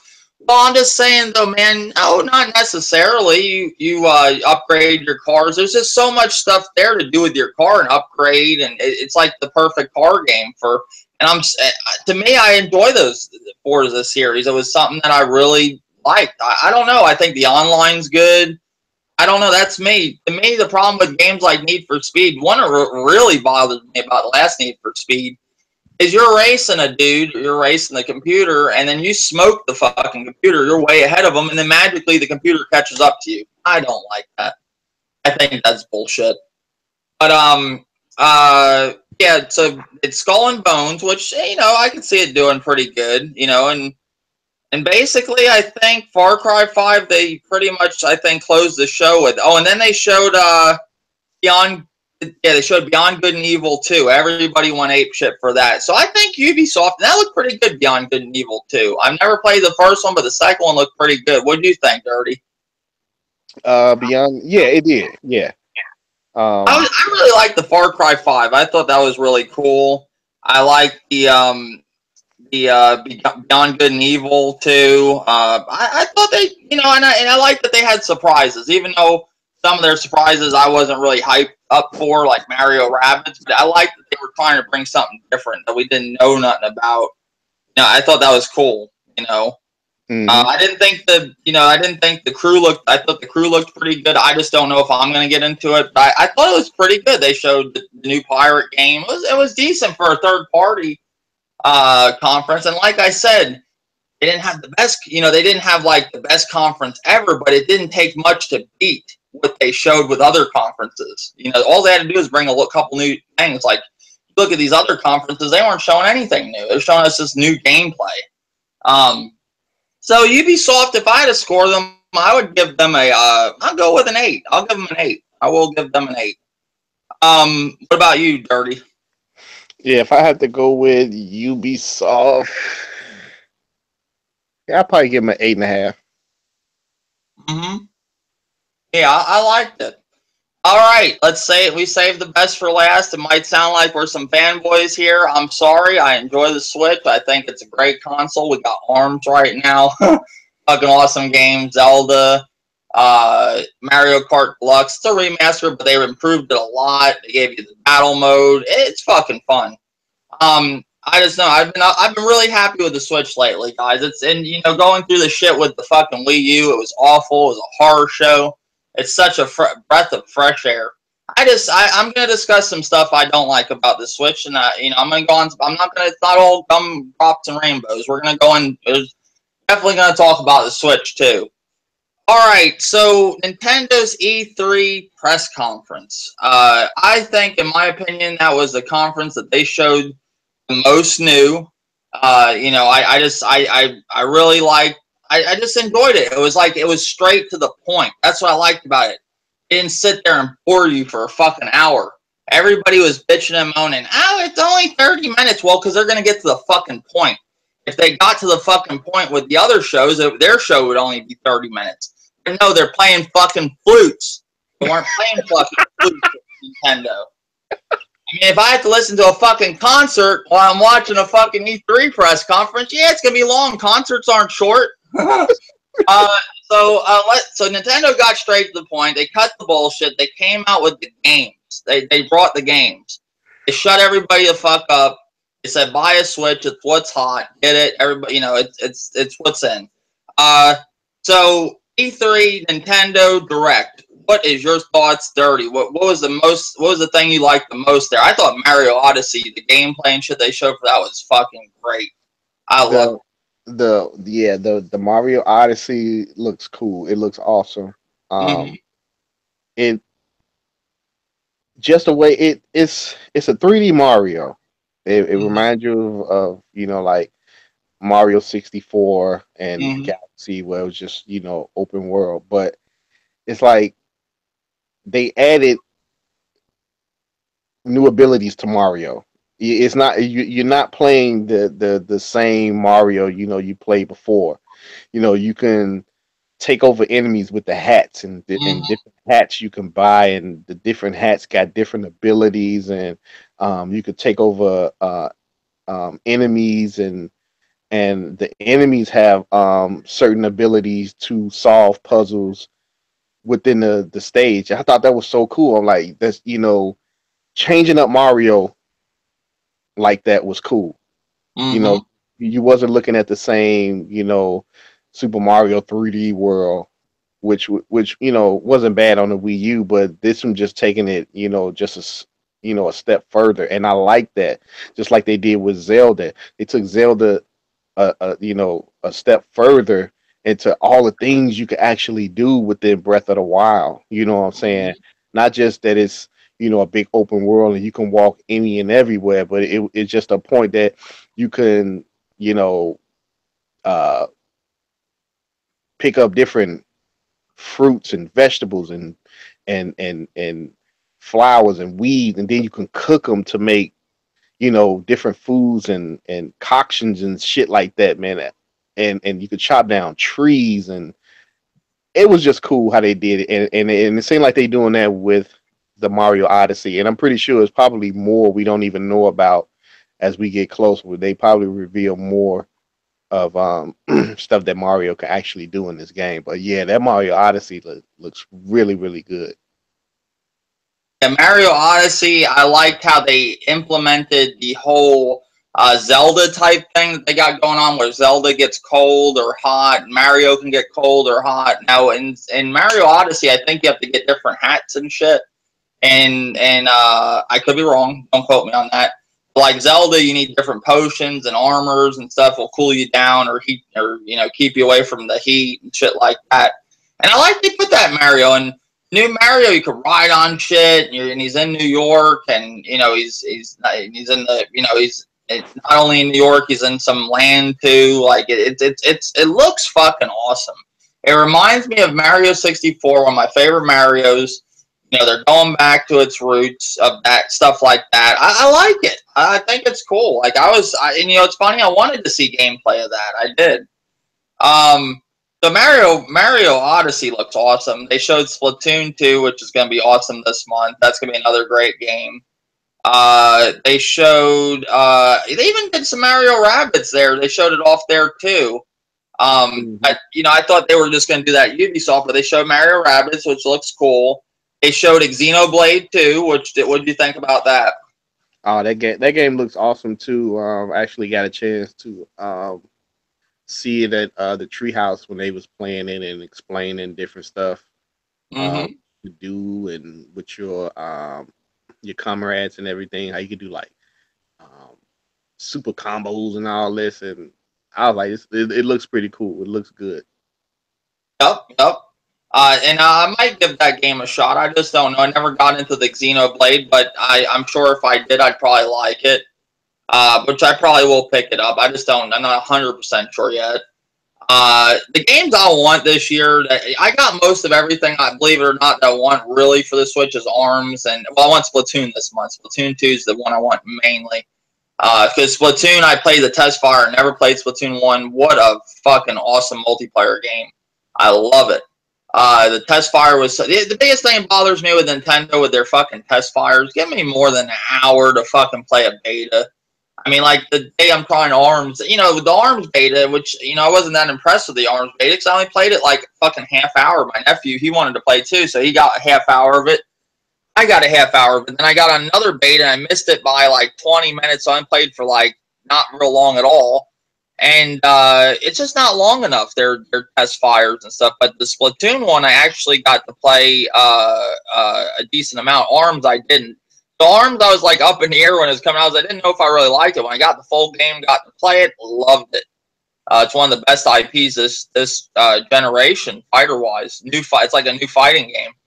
Yeah.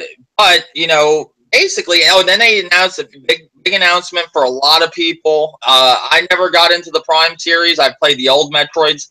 Was never big on them, but I might like the Prime series because I heard so much great things about it. I wasn't a big fan of the GameCube. That's one thing you guys know if you ever follow my channel with me and Nintendo. I wasn't a huge fan of the GameCube. I liked Resident Evil 4. I liked Geist, stuff like that, Double Dash, but I never really got deep into the GameCube, and a lot of people liked Metroid Prime. Now, they announced Metroid Prime 4. What's your thought? They didn't show no gameplay or not. They just said it's in development and all that, and a lot of people were fucking happy. They've been begging and bitching and moaning about it. You know, what's your thoughts about Metroid Prime 4 coming? Are you a huge Metroid fan? Yeah, I like the Metroid games. I have the Metroid Prime trilogies. I got the 2 on the GameCube and the 1 on the on the original Wii. And on the Wii U, I actually brought the trilogy when it came digital for like $20. I brought that on the Wii U digital to have all 3.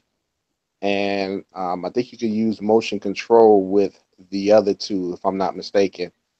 I also heard, I'm not sure if it's true or not, but I heard that before this Metroid Prime 4 comes, they want to do a remaster of the trilogy for the Switch, and I think that's pretty cool. I mean, I have no problem with if they want to do remaster of the trilogy in 1080p. I would like that because then I get a chance. I know it was on the Wii U, but I want to play it. I do want to play it. Yeah, it wasn't a remaster on the. What was it on the Wii U when they did it digital? Was it a remaster or just a port? It was just a port. It was just a trilogy of all three games. Mm-hmm. Yeah. So, yeah. So if they could do that and remaster it in 1080p, all 3. That'd be awesome. You know, it'd give you time, you know, to catch up on the game. You know, if you played it before, give you time to catch up on the game and until 4 comes out. So, yeah, I hope they do that. I hope they really true. Yeah, I agree. It'd be real cool. It'd be a good idea if they did do that. They needed, you know, I seen this video. I think it was from Proto Mario, or whatever that guy's name is. That some of the people on the Crumb side don't like that I noticed. I don't think he's a bad dude. I was watching his video about. He did a video. I don't know how long ago. It was maybe a week ago, 2 weeks ago, maybe recently. I didn't look at the date, but he was talking about how Nintendo is just basically, you know, one thing that they're doing is taking a lot of Wii U titles that didn't do so good and transferring it over to the Switch. And they did this with previous consoles, like on the GameCube, Wind Waker. I think Wind Waker did good, didn't it, on the GameCube? I'm not sure how well it did on the GameCube. But I see why Nintendo is doing it, because everybody noticed the Wii U failed. It only sold like 13, 14 million consoles, and those big name, those games that came out, you know what I'm saying, like the Mario Kart 8, the Smash Brothers 4, those games Nintendo was banking on, and they knew that if the console was successful, those games would be successful. But since the console failed, in their eyes, the games failed, and they knew, and for a fact, those games are good. Those games are worthy to be, you know what I'm saying, to be top sellers. So I don't blame Nintendo for bringing them over to the Switch, because if you have more people knowing about the Switch, and the demands are so high. As soon as they come in the stores, you know what I'm saying, before the store closed, they sold out. So why not remaster those games and put them on the Switch so they can sell like they supposed to sell, you know, but they couldn't do it with the Wii U. So you figure, hey, if they couldn't do it with the Wii U, let's put it on the Switch because the Switch is selling like hotcakes. More people know about the Switch than they did the Wii U, and you know we could get these games to to sell like like they wanted to sell. Like Mario Kart 8, what on the Wii U? What the hell? I can't remember. What it sold like maybe 8 million, but I think Mario Kart. I'm looking at the sales right now for Wind Waker, and Wind Waker on the Wii U did 1.93 million, which is pretty good for an old game. And then the original Wind Waker on the GameCube did 4.60 million. That's really good.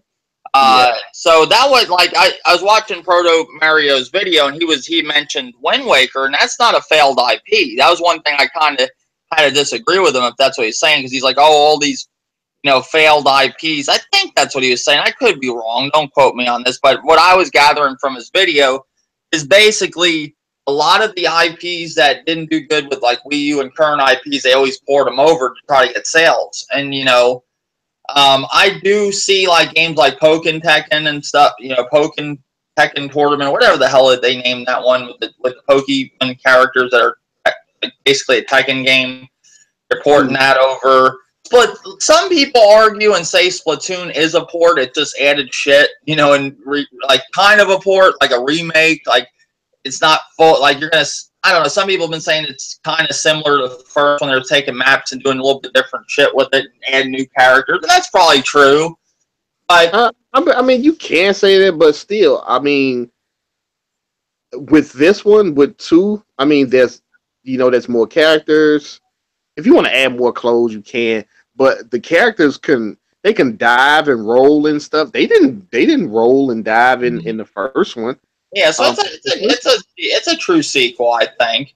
Yeah, this one has a story mode to it. You know what I'm saying? The other one, you really couldn't call it a story mode. That was more like because I didn't even play it. It was more like the online, but a fucking AI mode.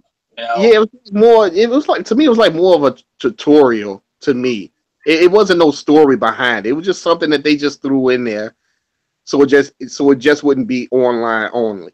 And that's what I don't want with games. Like, people bitch and moan and cry and want you to add. They always want a story. But if they're going to put in some bullshit like they're going to do it Friday the 13th and just put a multiplayer AI mode as the story, not a true story where Jason's coming after you and shit. And I want a true story. Don't put some bullshit mode in there just to satisfy people. I mean, I think Splatoon will be a decent one, but there is a chance it might not be the story mode. I'm for the multiplayer. That's what I like. Fresh new multiplayer to me. Going back to Mario Kart 8, it sold under 8 million. It was 7.41 million on the Wii U, which is still good.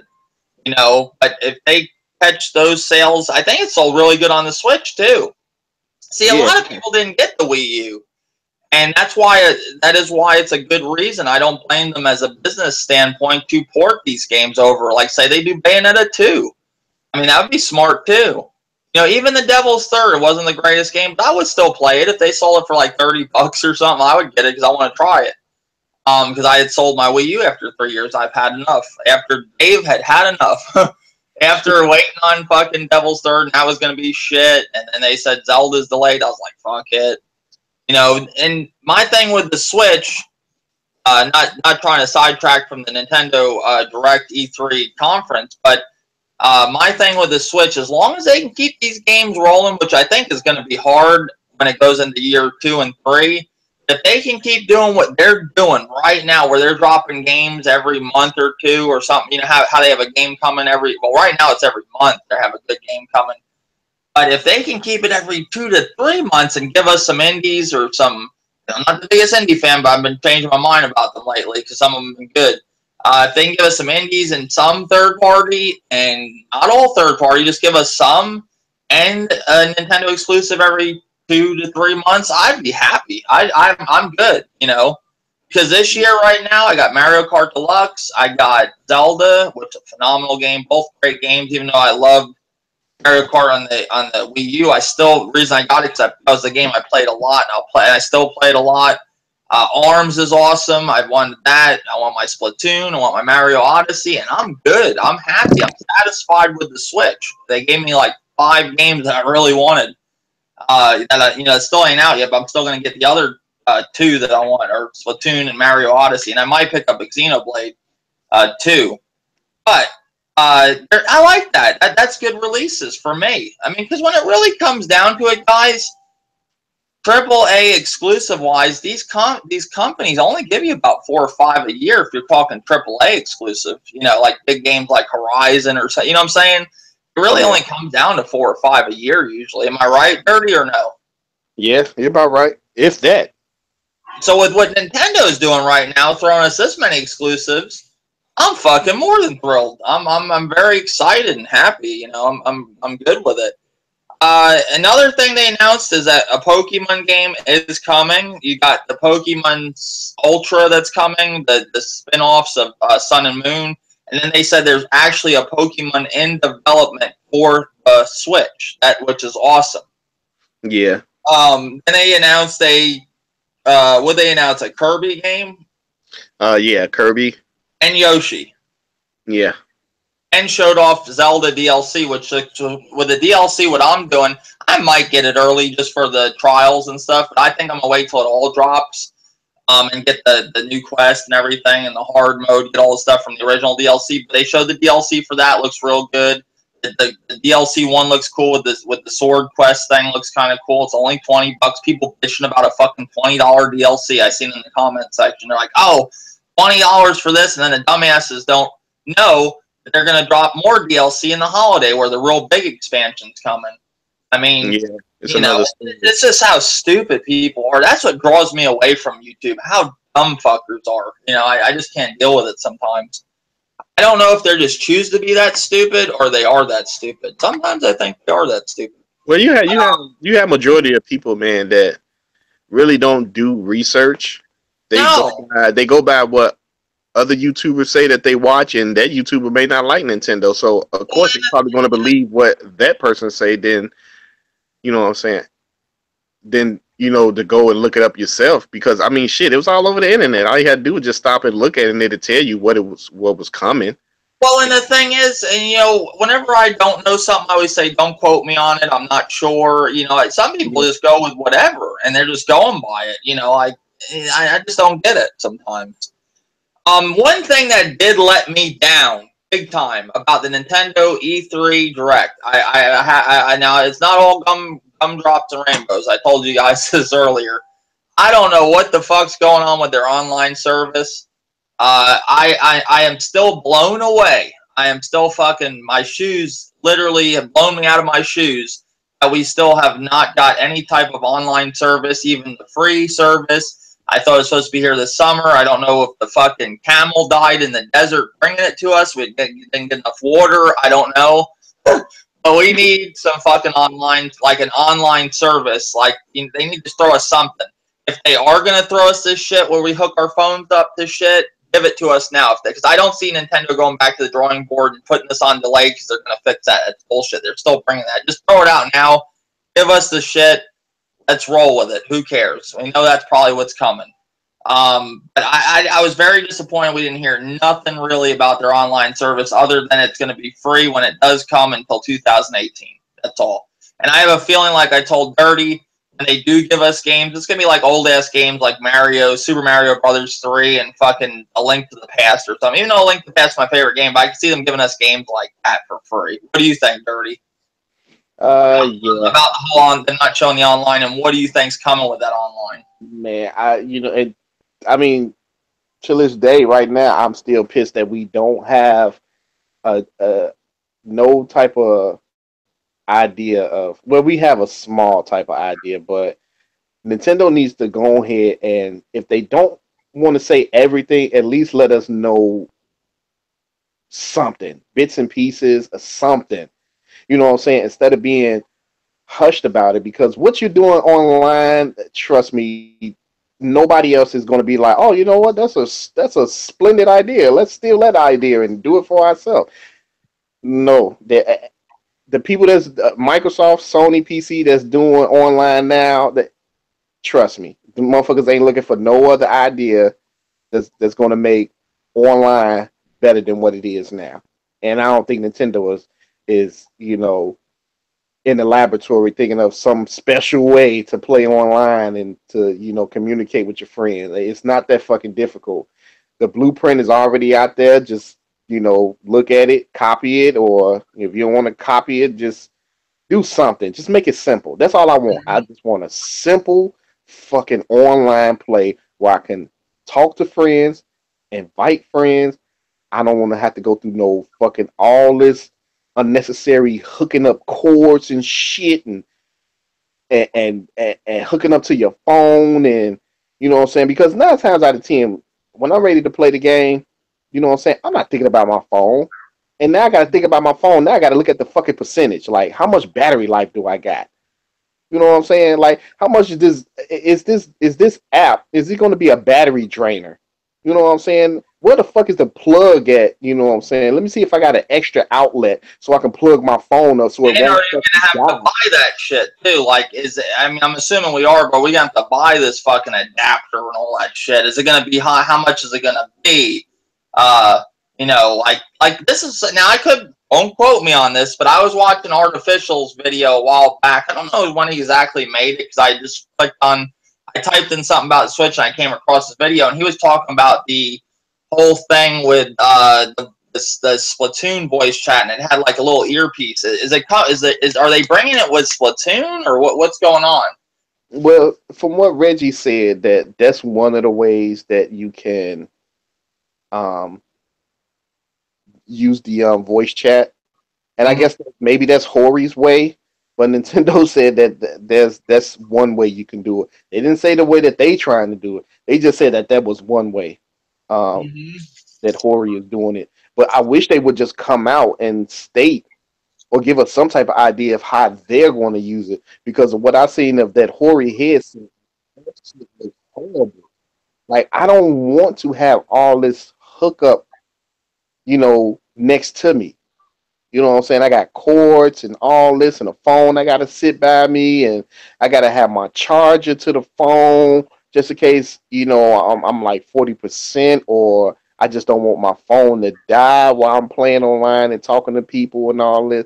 I want to talk to different people. I just don't want to talk to the people on my friends list. I want to talk to everybody. That's how you make friends throughout the community on Nintendo's online, just like the Xbox. When I first got the Xbox and I got the Xbox Live, when I got on, those same few people that I met doing that Call of Duty game that was out back in World War II, guess what? We're still friends to this day on the Xbox One.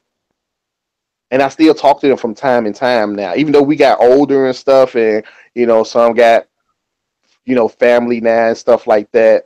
But we still, if we see each other online, we hit each other up in the party like, hey man, what's going on? I ain't talked to you in a while, just catching up. It seems like Nintendo ain't doing that. Like, they only want you to talk to whoever's on your friends list. Like, no, I want to talk to other Nintendo fans. You know what I'm saying? I want to get to know them. You know what I'm saying? I already know the friends that I have on my in my friends list. Let me know some other people out there that likes Nintendo. You know what I'm saying? Hell, that likes Nintendo and maybe Microsoft and Sony. You know what I'm saying? Somebody else that plays all three consoles, not just Nintendo. Like, this is how you get to know people throughout the community. You know what I'm saying? Like, I don't know what's up with Nintendo with the online. It's like, I don't know if they want online, but they just doing it because we want it. And it's just ridiculous that they not saying anything, or at least giving us some type of small heads up of this is what we're trying to bring. They bring us the price, but that's about it. Yeah, and my thing is with the whole online thing, I'm with Wolflow. We need achievements, but you know what the biggest thing I'd be happy with if they want to wait and all this shit, that's fine. at least give me the option, you know, because they're giving me the option right now to see when my friends log online. Like, if you're on playing ARMS, I'll see what you changed and played. Like, say you changed, turned to ARMS, and you're playing Zelda. I can see that on my notification thing. It's like, oh, Dirty's on ARMS. I don't know. It has to be. You're set up as one of my best friends on Switch because you can set your best friends, your regular friends. Maybe it tells more for best friends. I don't know. But I usually see when people are doing stuff. Now, what sucks is if say I see somebody playing Mario Kart, and I'm like, oh, I want to play Mario Kart. I can't just send you a message. You know, at least give me the option to send messages to my friends, like, you know, they're on my friends list. And if they gave me that, I'll wait till 2018 for voice chat. At least let me send fucking messages. You know, that would satisfy me right now. Biggest thing with what's going on with Nintendo, they don't have nothing. Nothing. They got this news thing that goes on, tells you at different channels and stuff about different news with games, which you can follow. It's like Twitter, you know, follow this Nintendo channel, and they put out news for Splatoon or ARMS. That's cool to an extent. And they have the eShop. That's very fucking lackluster and bare bones. It's getting more, but still, you know, it's like what's saving Nintendo's ass is it's a new console. It's got cool. I like how they do the controllers are really cool and everything. The Pro controller is awesome.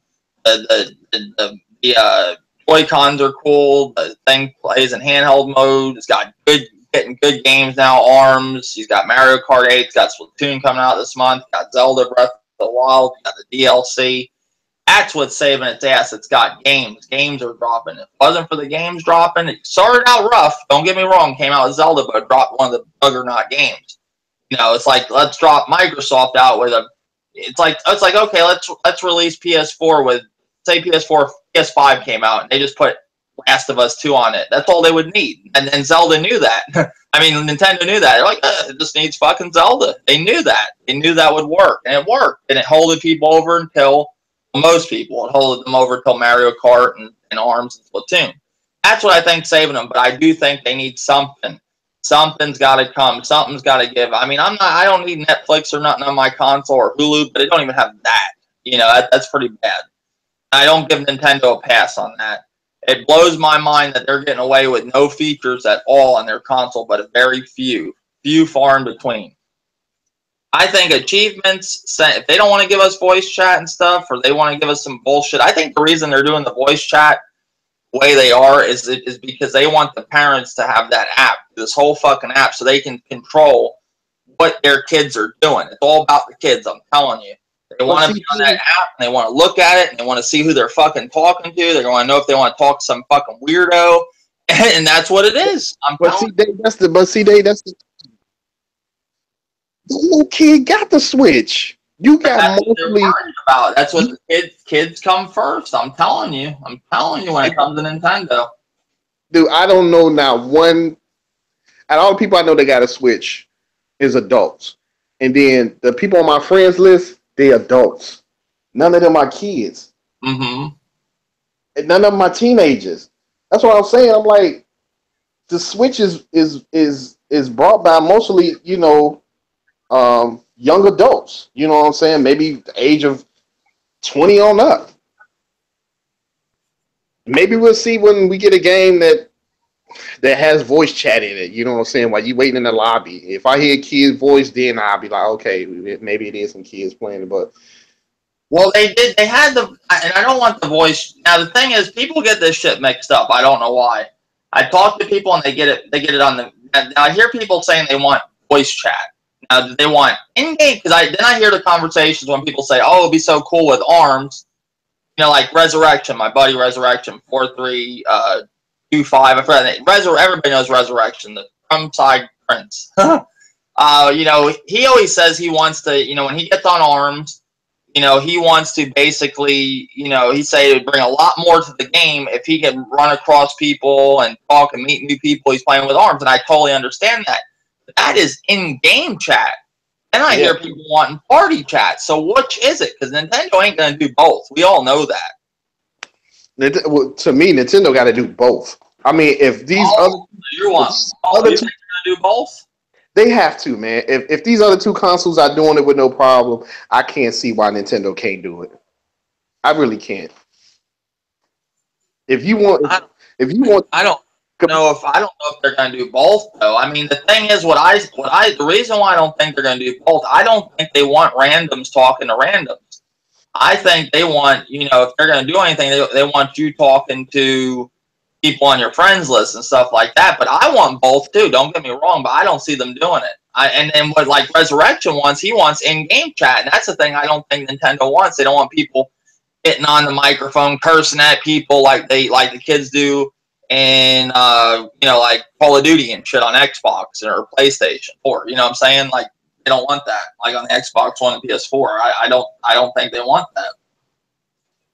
But that's what I mean. I don't know. I think this is the way I think it should be. If they do that and it's a problem, ban these motherfuckers' accounts. Take their privileges away. You know what I'm saying? Yeah. Have some order. Enforce it. That's what I think. That's the thing.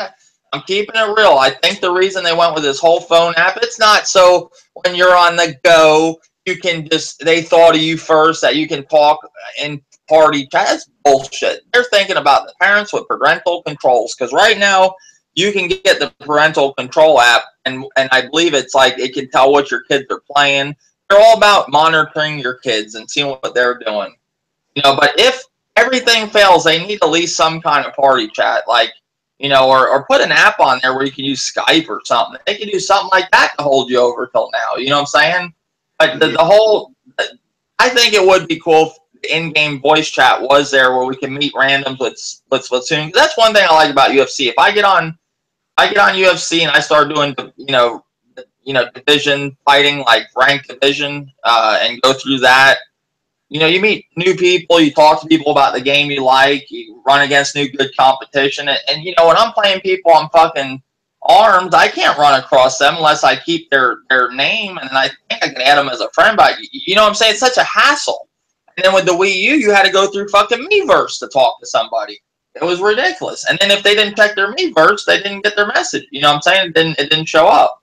Right, because I don't know why Nintendo was thinking on the Wii U of a blue light that blinks on the controller, you was going to see it, and you looking at the TV. Like, come on, man. Like, stop playing. Damn well I'm not going to be able to see a blinking light that only blinks a couple times and then stops. It ain't like it kept blinking. It just, if you didn't catch it on the first couple of blinks, that was it. The last time, the only way you can know it was a message unless you went to the home page or you turned your console on the next day. You're like, oh shit, I got a notification. What was it? Oh, somebody was asking me this, or like crazy, man. Yeah, just that has to be addressed. They got to do some kind of Nintendo Direct. I was really hoping at E3. Sorry, we got a little sidetracked there, but this was something I definitely was wanting to talk about. See, I don't give Nintendo a pass. People always think I give Nintendo a pass. I don't. Even though I'm happy with their E3, I thought it was pretty good for what was shown in general with E3 with all the conferences. I mean, when it really comes down to it, it definitely wasn't Nintendo's best show. That's for sure. But I think they were the better ones, them and Ubisoft, out of E3.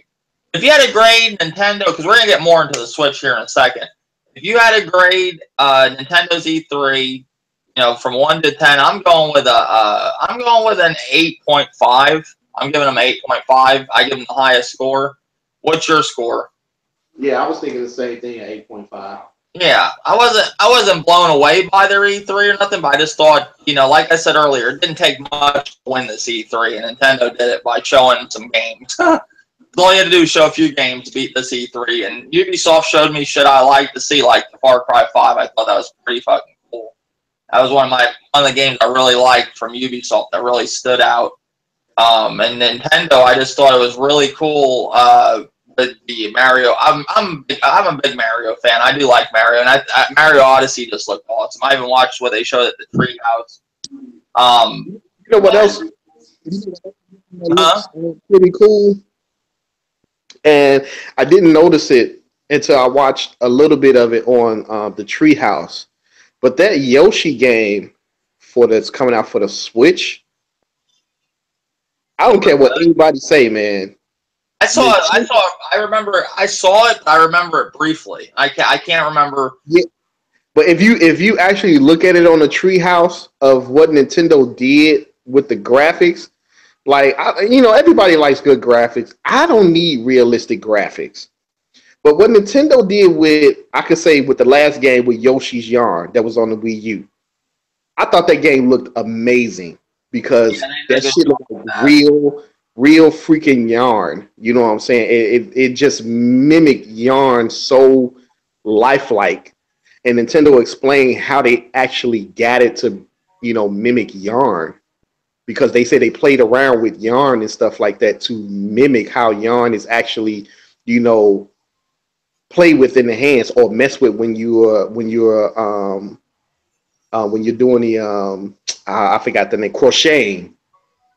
So that on the Wii U looked awesome to me. You know what I'm saying? But when I looked at this Yoshi, I'm like, wow, that was like pretty cool how they did that. Basically, what it is it looked like cardboard, like a cardboard box, Mm-hmm.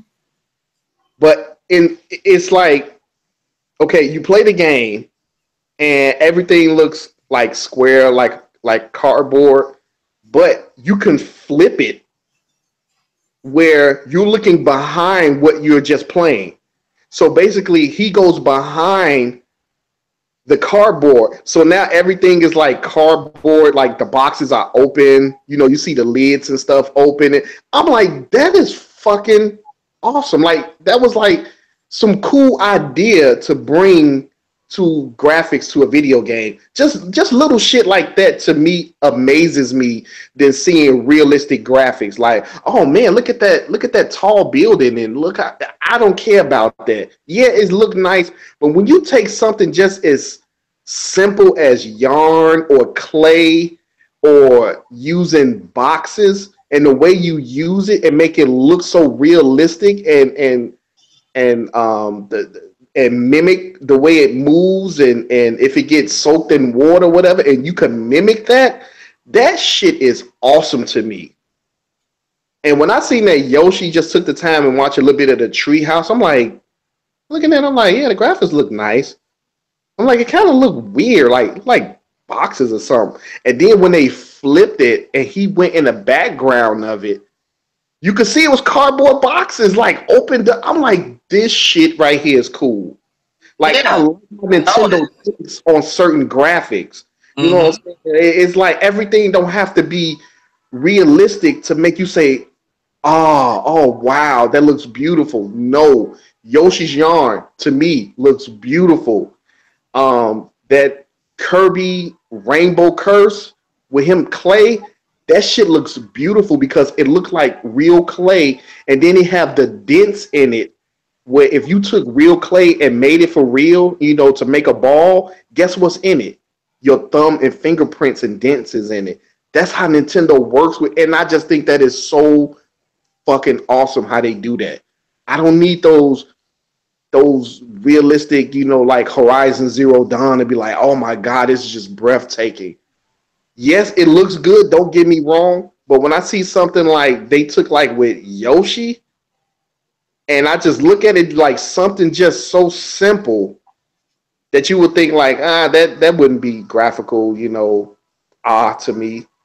But when you look at it and you be like, the ideas that they came up with and the gameplay with it makes you want to say like, damn, that was nice how they did that.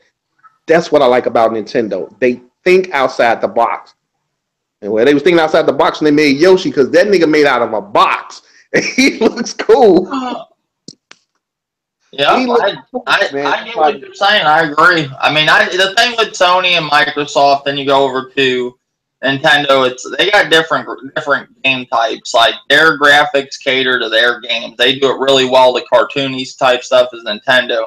And when it comes to Sony and Microsoft, more Sony, I would say. Like when it comes to that gritty, like Last of Us, dark, they do it really well. Like they give you the realistic effect, and it looks real. Like for like Zelda type games and Mario, they know that shit good. They do it good on Nintendo. Like I like games like on Sony, like Knack. Like, they showed Knack, Knack 2. I forgot about that. I like Knack. I thought Knack was one of them games when, you know, I'm going off topic a little bit, but Knack 2, well, Knack 1, when the PS1 came out, or PS4, it was lackluster, so I gave Knack a chance. I ended up liking it, so I'm looking forward to Knack 2. That was one thing I think they showed at Sony's that I did like, too, is Knack 2. And everybody gave it a lot of fucking hell, but I like Knack. But yeah, they did, you know, Sony does good shit like that with the cartoon stuff, with Ratchet and Clank, and, you know, like Knack and stuff like that. And what's the other one that everybody likes? Dexter? Yeah, Dax and Jackson. Yeah, that one too. You know, everybody does. Now, when it comes to Microsoft, do they have any of those type of games? Like, they had Ori and the Blind Forest, but like, oh, and the game I was talking about earlier with Microsoft is Cameo. Cameo. Like, that was the one I was telling you they had other, remember back in the day, they had different type of games? Oh, yeah, that was made. That was a good game. That was a good game. Yeah. I think that was about, what's his name? Damn. It's right on the tip of my tongue. The developers made that was the one that made 007 and Perfect Dark. I think they made that one. Rare? Yeah, Rare. I think Rare made that game. It was a good game. It was good. It was pretty good.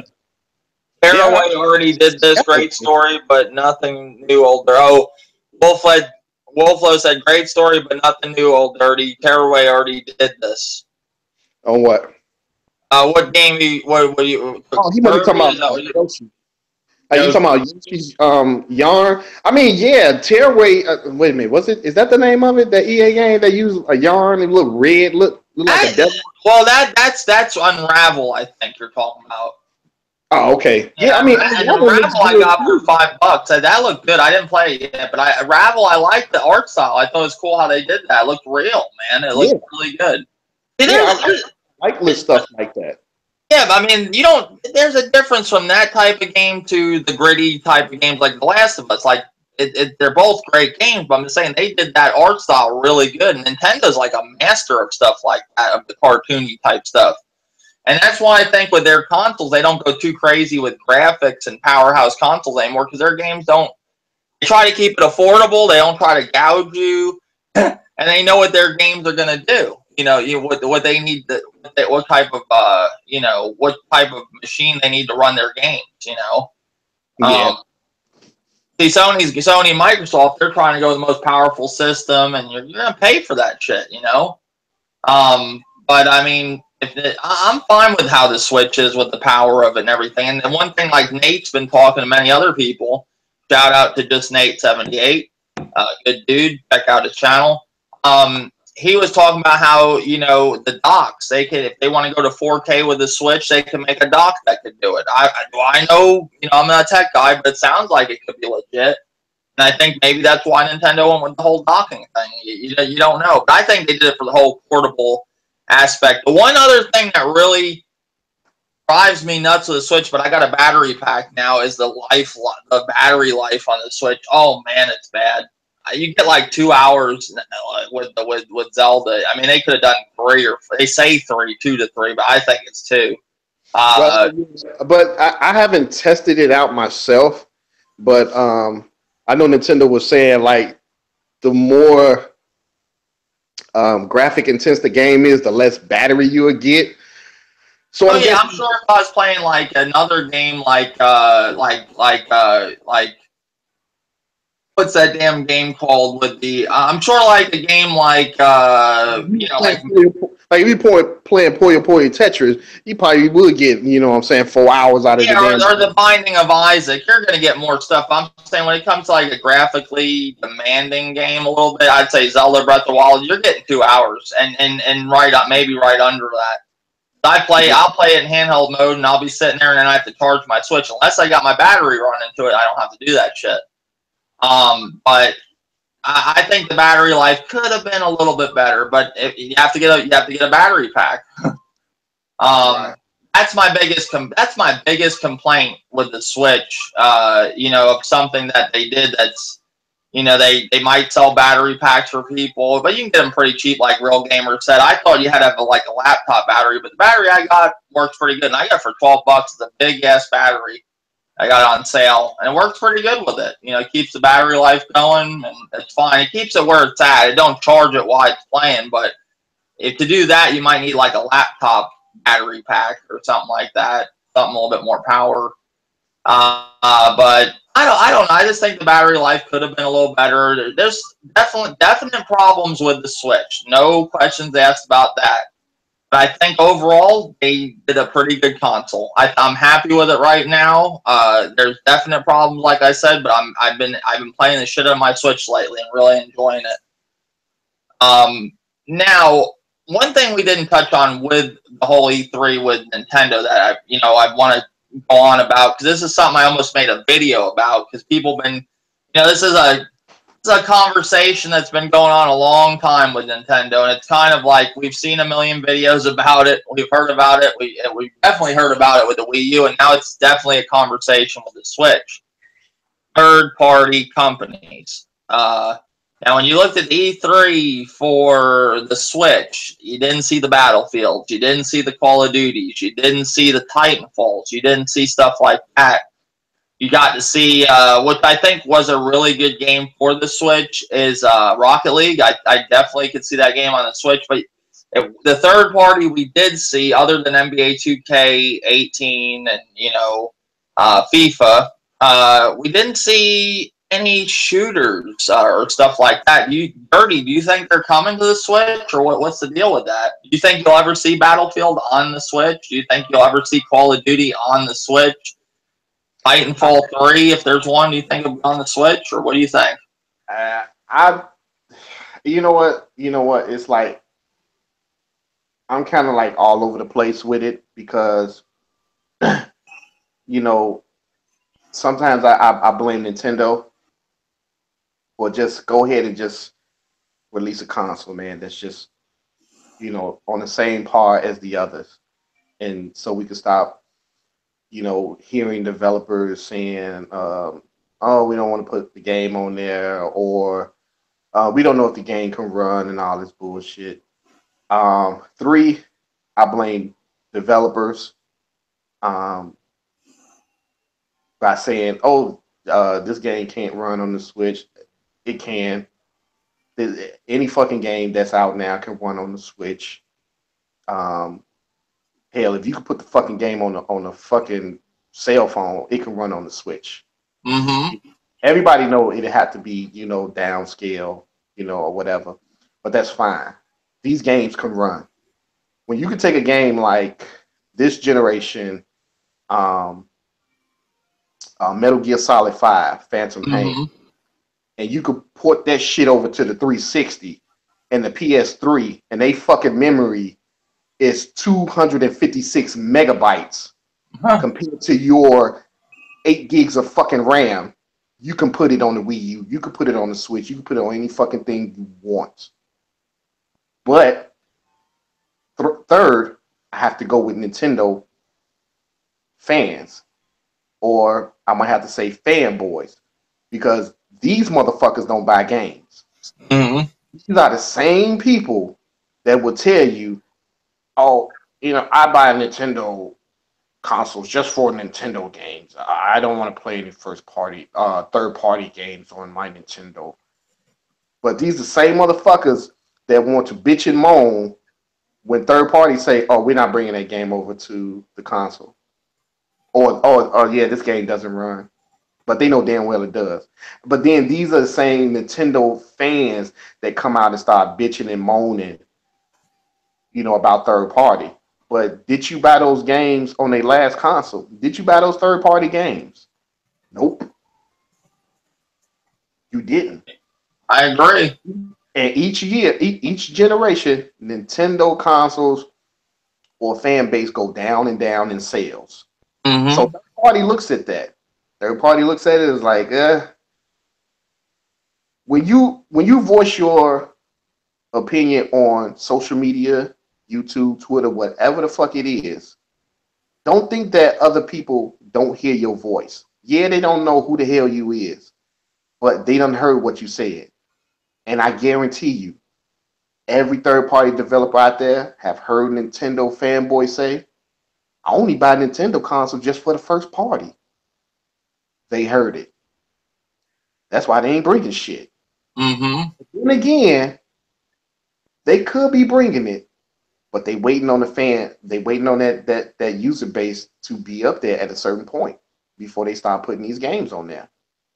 It's like you can go in damn near in any direction of why third party isn't here, and you wouldn't be wrong because it all plays. You could blame it on Nintendo for just not being with the times and just go ahead and just make a console that's up there with the other two so we don't have to hear the bullshit. You can blame third party of just being lazy, don't want to put their games out there. Then you could blame you could blame the user base, the Nintendo fanboys that say they don't want to play third party games on. Because just like I said, when we was talking about the Nintendo headset from Hori, Mm-hmm. and I'm gonna throw his name out there, and I don't got nothing against the guy. He's a Nintendo fan.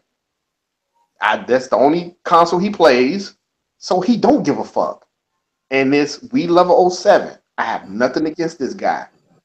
But when he made that video and said, "Why are we tripping over the headset when it works?" And then he started his video off saying, "Well, I don't care about voice chat. I don't talking to people while I'm playing the game. My focus is playing the game. I don't want to talk to anyone while I'm playing the game." That right there tells me and tells Nintendo, I don't give a fuck what you put out here as long as it works. Because see, you're the type of guy that don't want to talk to friends. You just want to experience your game, and that's fine, dude. That's fine. But you got to call bullshit when you see bullshit. And what Hori showed, and what we all thinking that's going to be the online, the hookup online, to talk to friends and stuff like that.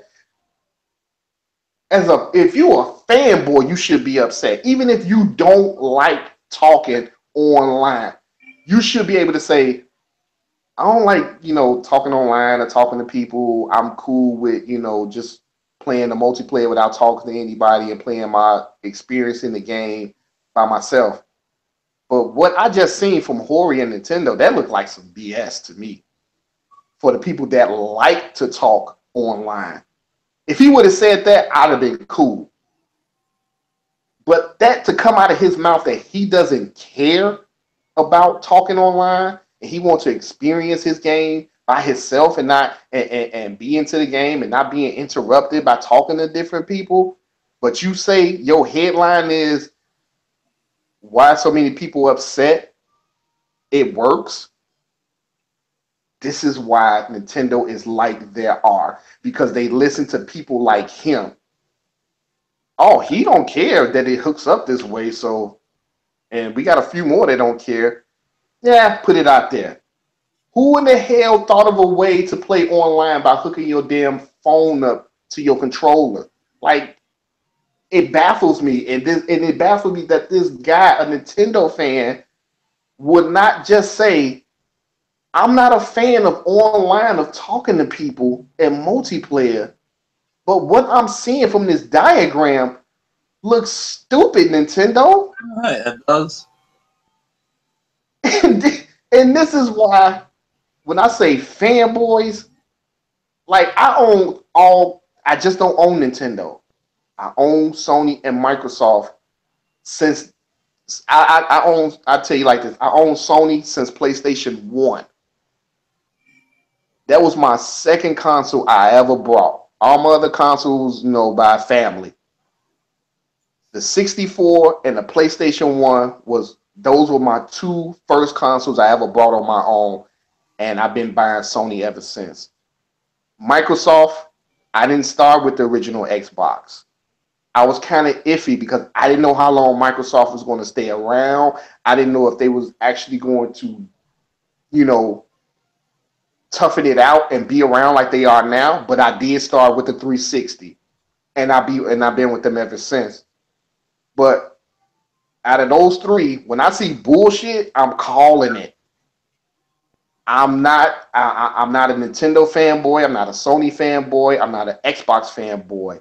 I enjoy gaming. That's what I do. I game. And if I can game on the PC on Steam, I would do that too.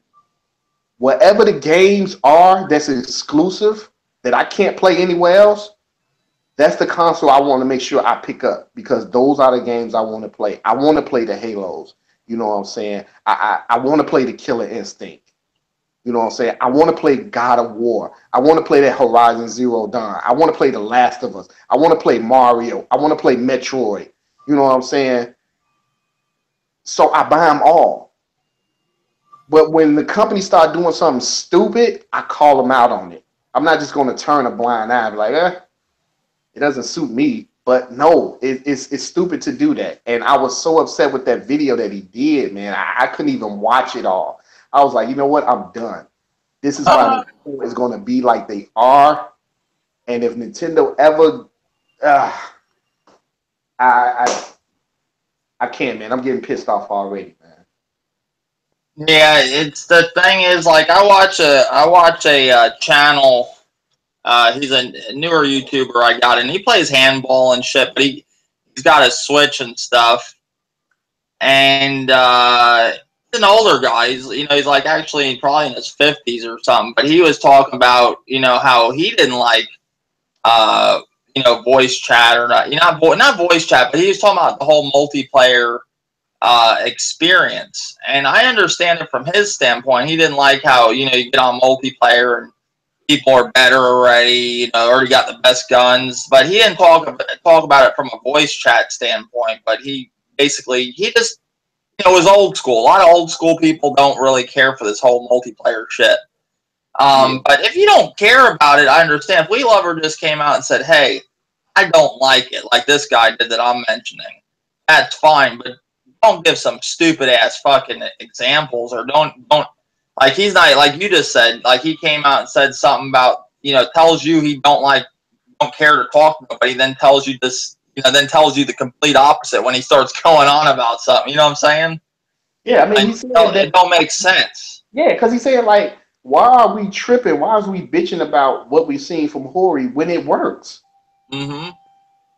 And so he said basically, I don't care about online, but that stupid ass contraption they showed, why bitch about it and it works? That right there tells me Nintendo would never, change because of people like him. Instead of him just saying, I don't care about online, but what I just seen from Hori, that looks ridiculous stupid. And he could have kept it as that. I don't care about online, but Nintendo, you got to come better than that, because the people that do care about online, they don't want to have to hook they controller up to a phone. Nobody want all these wires. And I would have been cool with that. I'm like, okay, this dude don't care about it, but he see the fuckery in it. But since he said, why is we bitching, it works. That lets me know right there, Nintendo will never change because they listen to him. And I don't got nothing against the guy. But that shit you just said, man, Nintendo would never change. And I'm pretty sure he don't even care if Nintendo change or not. No, he's stuck in his ways where he's happy with what they're doing. Like the guy that I was talking about, his name, he goes by Angel the Legend, something. And Angel Legend, I can't think of his whole name. But Angel the Legend, I just got into his channel. Basically Angel the Legend. And he talked about, he's old school. I get it from an old school standpoint. You like to say he likes single player games. He don't care for the whole multiplayer experience. But like I said, how We Lover came out, how you said he tells you, oh, I don't care. He says right off the rip, tells you don't care. But then he says this is, basically telling you, oh, get this, go with this. You don't give a shit about it, so it don't matter to him, Right. But that's a Nintendo fanboy that just accepts anything Nintendo does. It don't matter. Like they don't care. I believe the thing that bothers me with the whole voice chat and everything, if the real reason is because they don't want the kids talking to the adults or whatever, come out and say that so you don't look so fucking bad when you come out with this bullshit voice chat on a phone. See, they're making themselves look bad. If that is the reason that, like I think it is, that they don't want, They're not doing it like a normal fucking console, like the PS4 and the Xbox One, how they do their shit. They're doing this fucking, you have to have a splitter and all this shit and be on a phone app. If the real reason was, like I think it is with the parental controls and everything, come out and say that, because it would look a lot better than not saying that and saying, hey, oh, guys, we got you covered. On the go, you can talk to your friends, you know, like, and the funny thing about that, you can't play Splatoon on the go, on online, unless you're at Wi-Fi, you know what I'm saying, unless you're around Wi-Fi or something. Right. To me, it just don't make any fucking sense. It don't. And I think they're not telling the full story, and that's the problem, and sometimes that's the case with a lot of things Nintendo does, and that's what makes them look stupid at times. And people have all these theories, like kind of like how I got going. I think it's the parental controls for the adults, for the kids. But I could be wrong. Maybe Nintendo did come out with that stupid shit with the voice chat and the splitter, and they think it's cool. I don't know. You know what I'm saying? We don't know. But I don't know. I think they could. They need their stuff. They definitely need to work on. Going back to the third party, what do you think about the third party that they did show? Were you happy with it, or what's up with that? I mean, from what they show, it's not too much third party, unless you want to count, you know, unless you want to say indies. But those big third parties like, you know, EA and Bethesda and Activision, like I don't know if it's actually some in development or are they actually waiting to see, you know, how well the Switch does, or I don't know if they're waiting to they see that the Switch is selling the way it is and be like, you know what, let's hurry up and try to port something over, but the ports won't be ready till next year. It's like it's just all over the place with third party. It's like I don't know, man, because it's so many people that you can blame on why third party is not here at the beginning. Mm-hmm. You know what I'm saying? Because I can tell you right now, and I'm saying this right now, that the rumor, but it's not a rumor. Atari is coming back with a console that's supposed to be like PC or whatever. That's crazy. Yeah, we all know that Atari ain't been around since the fucking 80s. Well, I'll take that back. The 90s. The Jaguar was the last one. But I guarantee you, third party will be there on launch day for Atari. I guarantee you. And I'm saying it right here. Third party will be there to support the fucking Atari before they support Nintendo. That right there should tell you something. A company that ain't been around for decades decides to come back, and these motherfuckers can get third party day one. And that's a whole other conversation, which we might touch on in a second. But I do agree with you. You know, I could see that. I think Nintendo has a mixture of bad business and a lot of other things along the way of why third party is the way it is. I think it's a mixture of bad business. I think it's a mixture of third party just really not selling well on a Nintendo console compared to the other two, because they are the, you know, premium third party consoles for people to play on. People just don't look at Nintendo like that. But I do think Nintendo needs third party, like with, I'd say second party and third party exclusive stuff like that. I don't think they need a lot of the traditional third party. It'd be nice, but I'm saying how it is. I don't think they're going to get it. So really, at the end of the day, do they really need it? If they're doing what they're doing now and it's successful, no. You know, I think they need some kind of third party, but you know, not the quality. I mean, it'd be nice, but I just don't see it happening. So I think as long as they get the Nintendos or whatever you want to call the indies on there and get some third party, get some of it, get third party exclusives, I think they'd be all right for what they do. Yeah, I agree with you. The Switch doesn't need every third party game that comes out, but if they could get like to the traditional, like the Call of Duty could come out every year for the Switch. The sports games like 2K or NBA Live, the FIFA, you know, Assassin's Creed, you know, and maybe something exclusive that third party done made for the Switch. That would be fine. You know what I'm saying? But not to have nothing or not showing anything right now, it looks bad. To me, it looks bad. The Switch is selling like hotcakes, but to me, it still looks bad because we're not hearing nothing from those big third-party companies. And I want to know why we're not hearing anything. You know, is it because, you know, they want the Switch to sell better?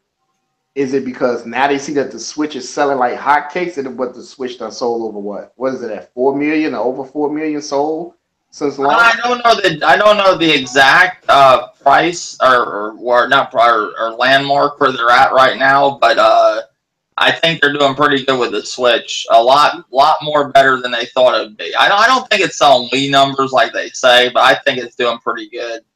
Yeah, it's doing very well because they don't stay on the shelves that long, and I think maybe third party was maybe hesitant and was looking to like, man, they really doing good. Like, let's put some games out there. You know, maybe they see, you know, Nintendo games selling well. You know what I'm saying? Maybe they be like, they selling over this many units. You know, let's port over some games or let's get some games ready. But everybody knows when you port over a game, you just can't do it overnight. You just can't do it in 2 months and it's ready. You know what I'm saying? It's going to take a minute. You know what I'm saying? So hopefully they have something for, you know, a lineup for next year. You know, I mean, for right now, Nintendo is building up the install base. They're putting their games out, and the games are doing very well. So the people that are looking to pick up a Switch whenever they can find one, guess what? They're going to be picking up those Nintendo games. You know what I'm saying? And when third party come, if they come, you know what I'm saying, maybe the Switch can be something different because now you're hearing Nintendo fans saying, oh yeah, I would love Skyrim. I could take it on the go. Oh, NBA 2K, yeah, I could take that on the go. Now it's like they want third party now. You should have been wanting third party a long fucking time ago. Yeah, the thing with third party, it's like a tired argument and a tired conversation, I'll say, that's going on because there's been a big argument with people over third party with the Nintendo consoles. See, my thoughts now have kind of changed over time, and watching with the Switch and what E3 was a very good indicator as of right now for the next at least 2 years with the Switch that we're not going to probably have the best third party. You know what I'm saying? I mean, like how people want, like with the Call of Duties, the Battlefields. I think if the Switch keeps selling, I think you might get a Call of Duty. I don't think Battlefield's coming. I really don't. I don't think we're going to see a Battlefield of the Switch. I really don't. As much as people, because it's like you watch people talk about it, it's the same shit I heard for previous years. You know, that's going on with previous generations with Nintendo consoles. I think they will get third-party exclusives, which will be fine, like Mario Rabbids and stuff like that, and maybe something like, you know, like how Bayonetta came, and you know, at the time it was exclusive, not no more. The zombie game, Zombie U. I think we'll see stuff like that, but I think we'll see a little more of it than we did on the Wii U. And I think the more the Switch sells, we'll see stuff like Frozen said from the 3DS. Now, one thing I want to tell you guys, and I'm going to say it here, I might have said it before, you got to stop thinking that the Switch is the new 3DS, because it's not. I'm sorry, I don't see it that way, and if E3 wasn't enough of an indication that they are going to continue the 3DS family, then you must be blind. Because they're not dropping the 3DS. The 3DS is going to continue with a successor. That is a whole different ball game than the Switch. The Switch, I hate to say the whole word with the gimmick because I know it upsets people, but the whole thing with the Switch being a portable and home console is its gimmick. Just like the Wii U had the 2 screens, okay? That does not mean because it's a handheld that it's going to be the 3DS. I'm sorry, they're not dropping that market. They're going to continue that market. They're going to make a new console, a new handheld that can do backwards compatibility to the 3DS, just like they've done with other ones. It just there, and they wouldn't have brought out a 2DS if they weren't doing this, and they wouldn't be bringing out fucking more games for the 3DS like the Ultra Sun and Moon and other stuff that they got planned. So I know why people want it. I understand it totally. They want you to focus solely on the Switch. but it's not going to have, I'm telling you, they're going to have a successor to the 3DS, whether they call it the 4DS or the whatever. The DS family will continue. They're not going to just solely go into the Switch. And then one thing, too, the battery life is not strong enough for it to be solely a handheld. Now, the battery life on my 3DS, my new 3DS, smokes the fucking Switch. That's a handheld with battery life. It's solely handheld. It has to have good battery life. And I hate to say this, and I don't stress this enough. And you can get a battery pack and all that stuff, but the Switch's battery life is not that strong enough to be solely like a handheld. They can make a mini Switch and all that, but I'm telling you, they're focused that they're going to keep them separate. I know it. I'm telling you. Much as people don't want to believe it, they wouldn't keep doing shit with the 3DS if they were going to drop that shit. They would have dropped it like they did the Wii with the Wii U. You know, they drop it. It's over with. It's done. No, they're continuing it because they're going to make another handheld successor to that. What's your thoughts, Dirty? I wanted to address this. Yeah, I mean, I wasn't looking for the 3DS to go anywhere anytime soon. I mean, come on now, like. Well, not even just like going anywhere. Or do you think there will be a successor to the 3DS, or do you think they're just going to continue as a Switch? I think there might be a successor to the 3DS. What it would be, I have no idea, but I believe so. Because what will Nintendo next console be? Will it be the same? That's what I'm saying. So what's Nintendo going to do? Are they going to keep doing a handheld console? I mean, really think about that. Right. Like, okay, is it where? Let me see. I'm looking at the Switch now, and I'm trying to figure out, like, can they go the route what Microsoft and Sony is trying to do and just make an upgrade? You know, just maybe upgrade the screen itself, and I don't know, upgrade the screen itself, but we wouldn't have to pay, you know what I'm saying, like $300 because we already had a dock, unless they have to make a different dock. I don't know what's in the dock, what makes the dock give it more power so it can be 1080p. So, but I do believe they will come out with another successor for the 3DS.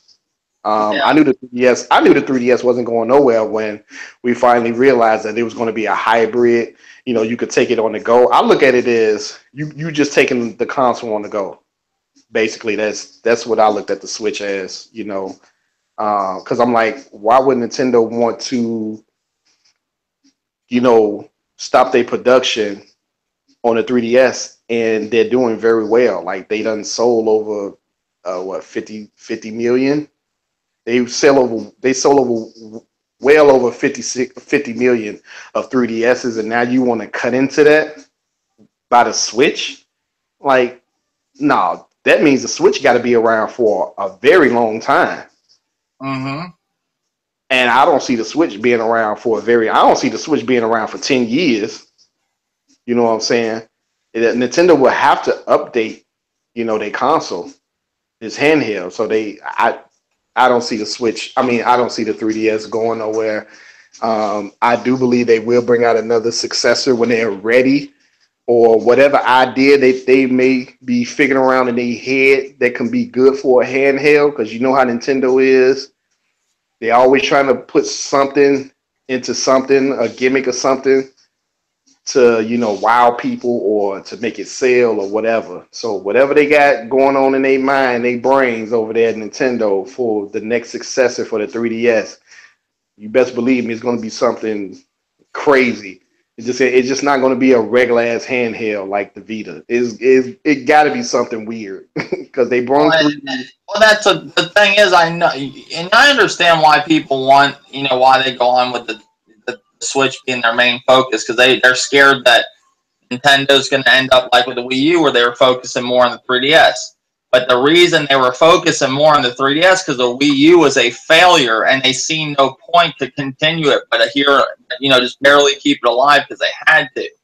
the Switch is successful, so they're supporting it. You know, I don't think they're going to drop the Switch to focus on the new 3DS. You know, they're going to keep it equal as long as it fucking sells like it does. Okay. I don't see the Switch being its mate. The Switch's handheld feature is basically, you know, with the home console, it's just the gimmick of it. It's not the gimmicks are bad or anything, but it's like you know, like how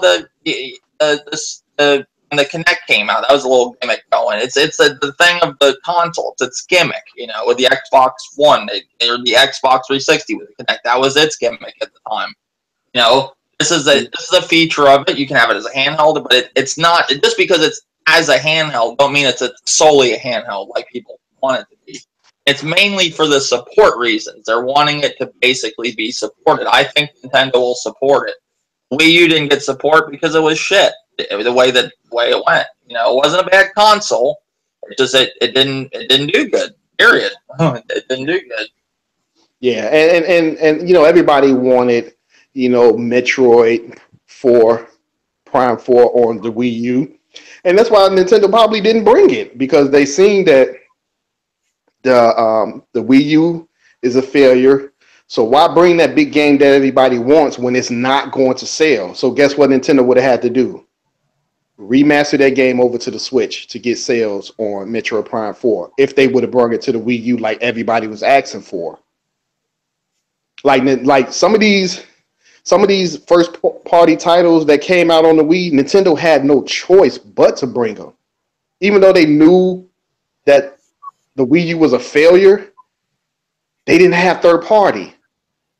So Nintendo just couldn't say like, we ain't gonna put nothing else on it. Like, no, they had to until the Switch was ready.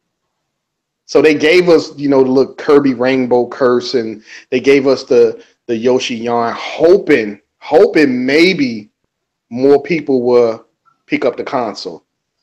You know what I'm saying? They gave us the 3D Mario, the Mario 3D World and all that, hoping that Mario will get people to purchase the console and, you know, and pick up the games, but it didn't.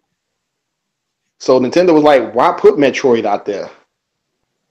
They put a Star Fox out there, but if you look at that Star Fox, man, that was some bullshit.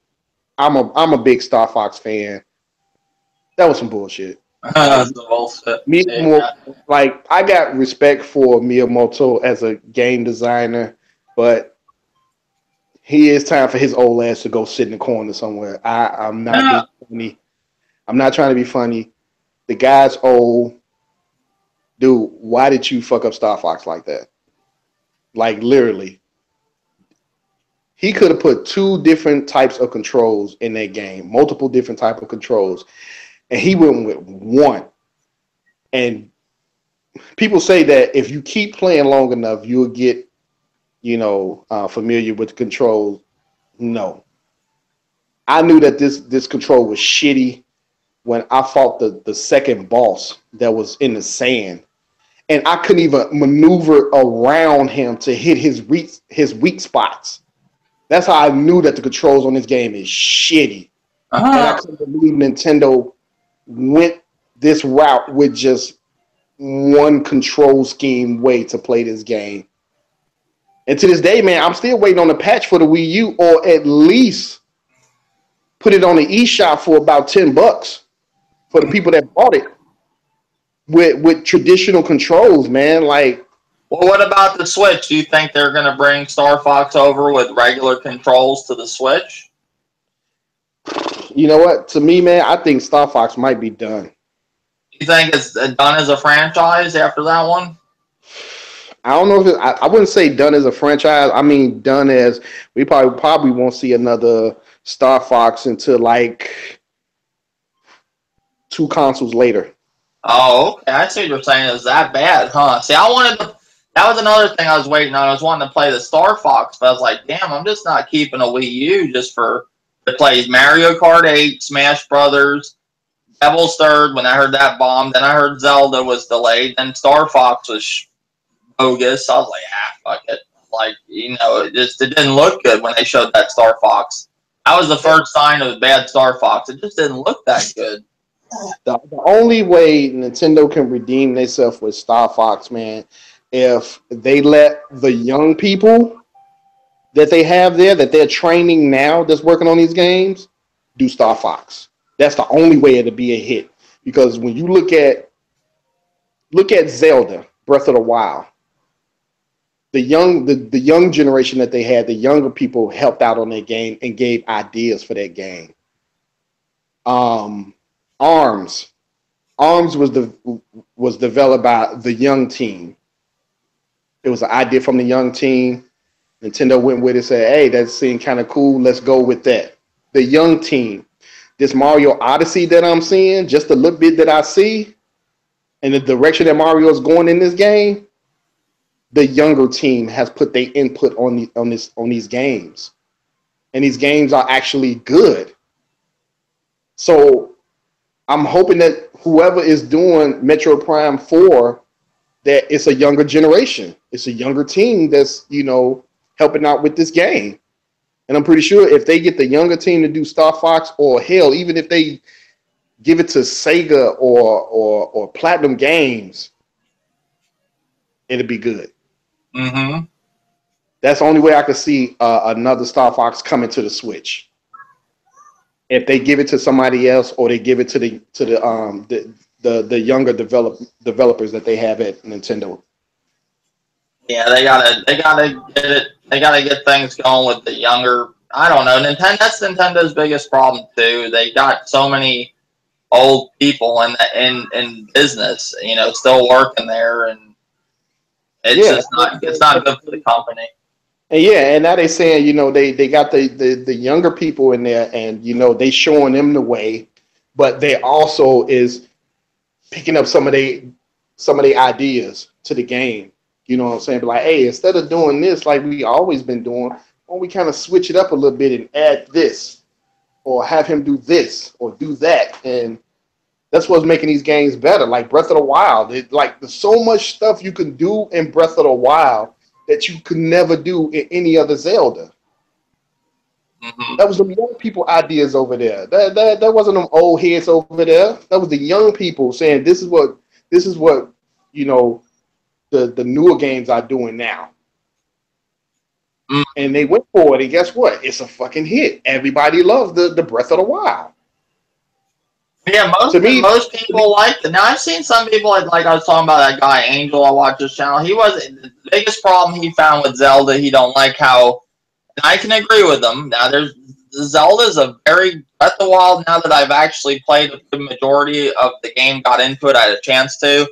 I got all the Blind Beast speed. I got the Master Sword. I've done a decent amount of stuff. I got about 100 hours, almost 90, probably about over 100 hours in Zelda.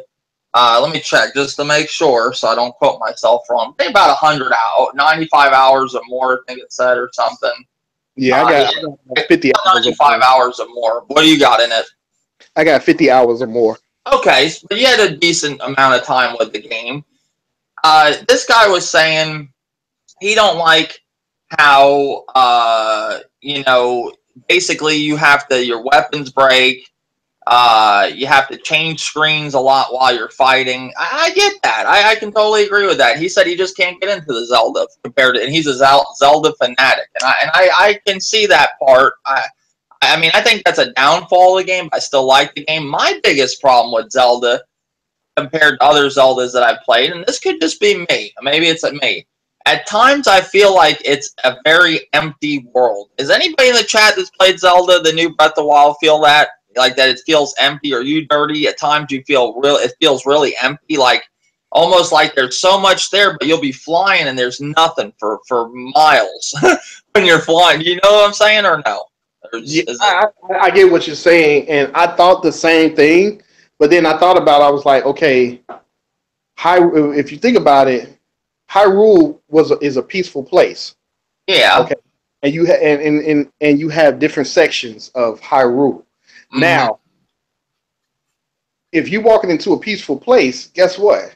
You ain't gonna run into too much.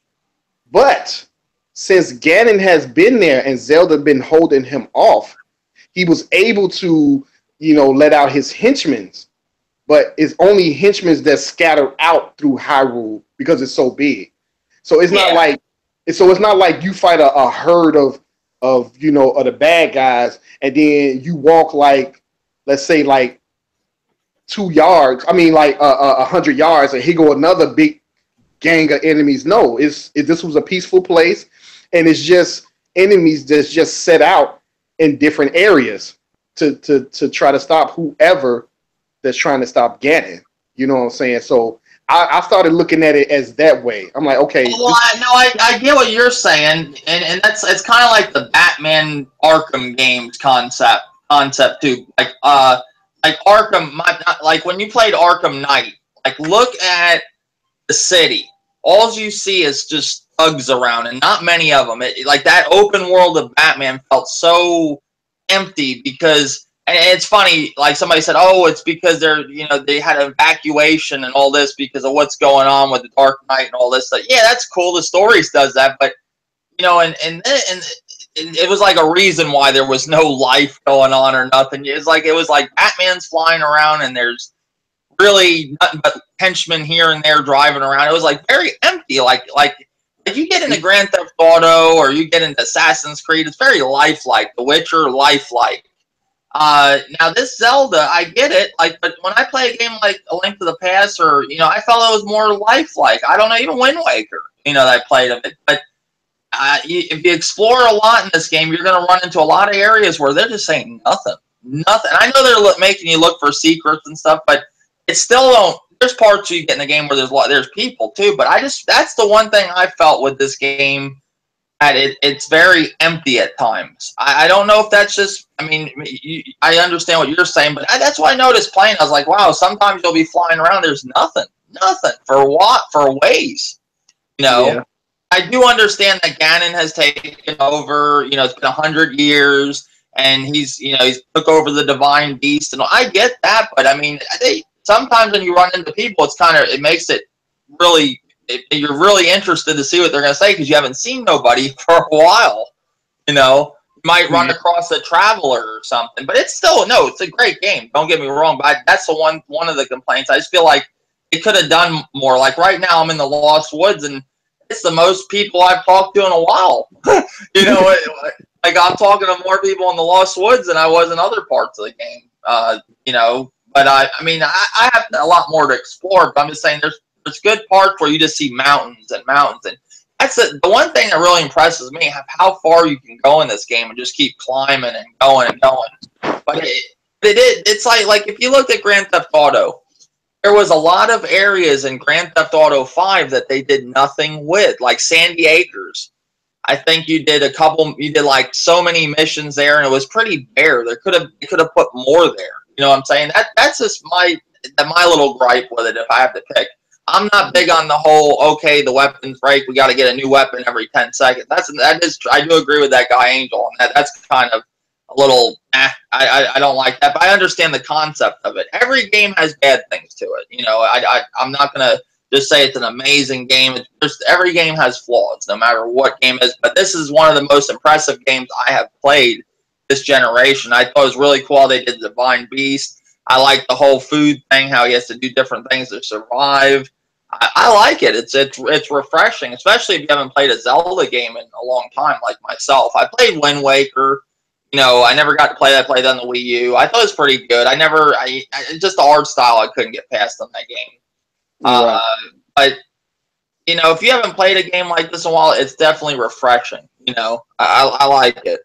My favorite one is A Link to the Past. I haven't fully beat this yet, but I still say A Link to the Past is my favorite Zelda, hands down. But now, what you played this so far, could you see this being your favorite Zelda of all time? Yeah, because I was Twilight was not Twilight. Ocarina of Time. Yeah, Ocarina of Time. That was like my favorite Zelda, but it looked like this one may take its place. Then Ocarina of Time, and then A Link Between Worlds. Oh wow! See, I didn't get to play A Link Between Worlds. That's one reason why I got the 3DS other than Pokemon. I still need to play that. I'm such a huge fan of A Link to the Past. That game it's my all-time favorite game. I love this game. I think it's great, but at the same time, with how much games are advancing and a lot of the stuff we've seen and over now, if this came out years ago, I might have been really blown away. I'm blown away by it, don't get me wrong, but a lot of stuff now with games, I'm just talking gaming in general, it's like you've been there, you've done that, you know, and they do bring a good aspect with the food thing and everything, but they've done that, I think, with other RPGs. But I like how they did it in this game, and it's really cool how you can go to anywhere in the game, but they've done that in games too. But I like, this Zelda is a really good Zelda. I would say it's up there with my top Zelda games, but I would still go with A Link to the Past. And I'm just saying, at that time when that game came out, that was a big game. You know, that's what a lot of people don't understand. I call them new gamers. If you were around for when certain games came out, like Mario 64, Contra, and stuff like that, that shit blew you away because there wasn't nothing like that. You know, it's those games. You know what I'm saying? Like, you didn't have games like that. Now it's like movies. You've seen so many damn movies. What else can they tell you? Okay, they make a new Jaws film.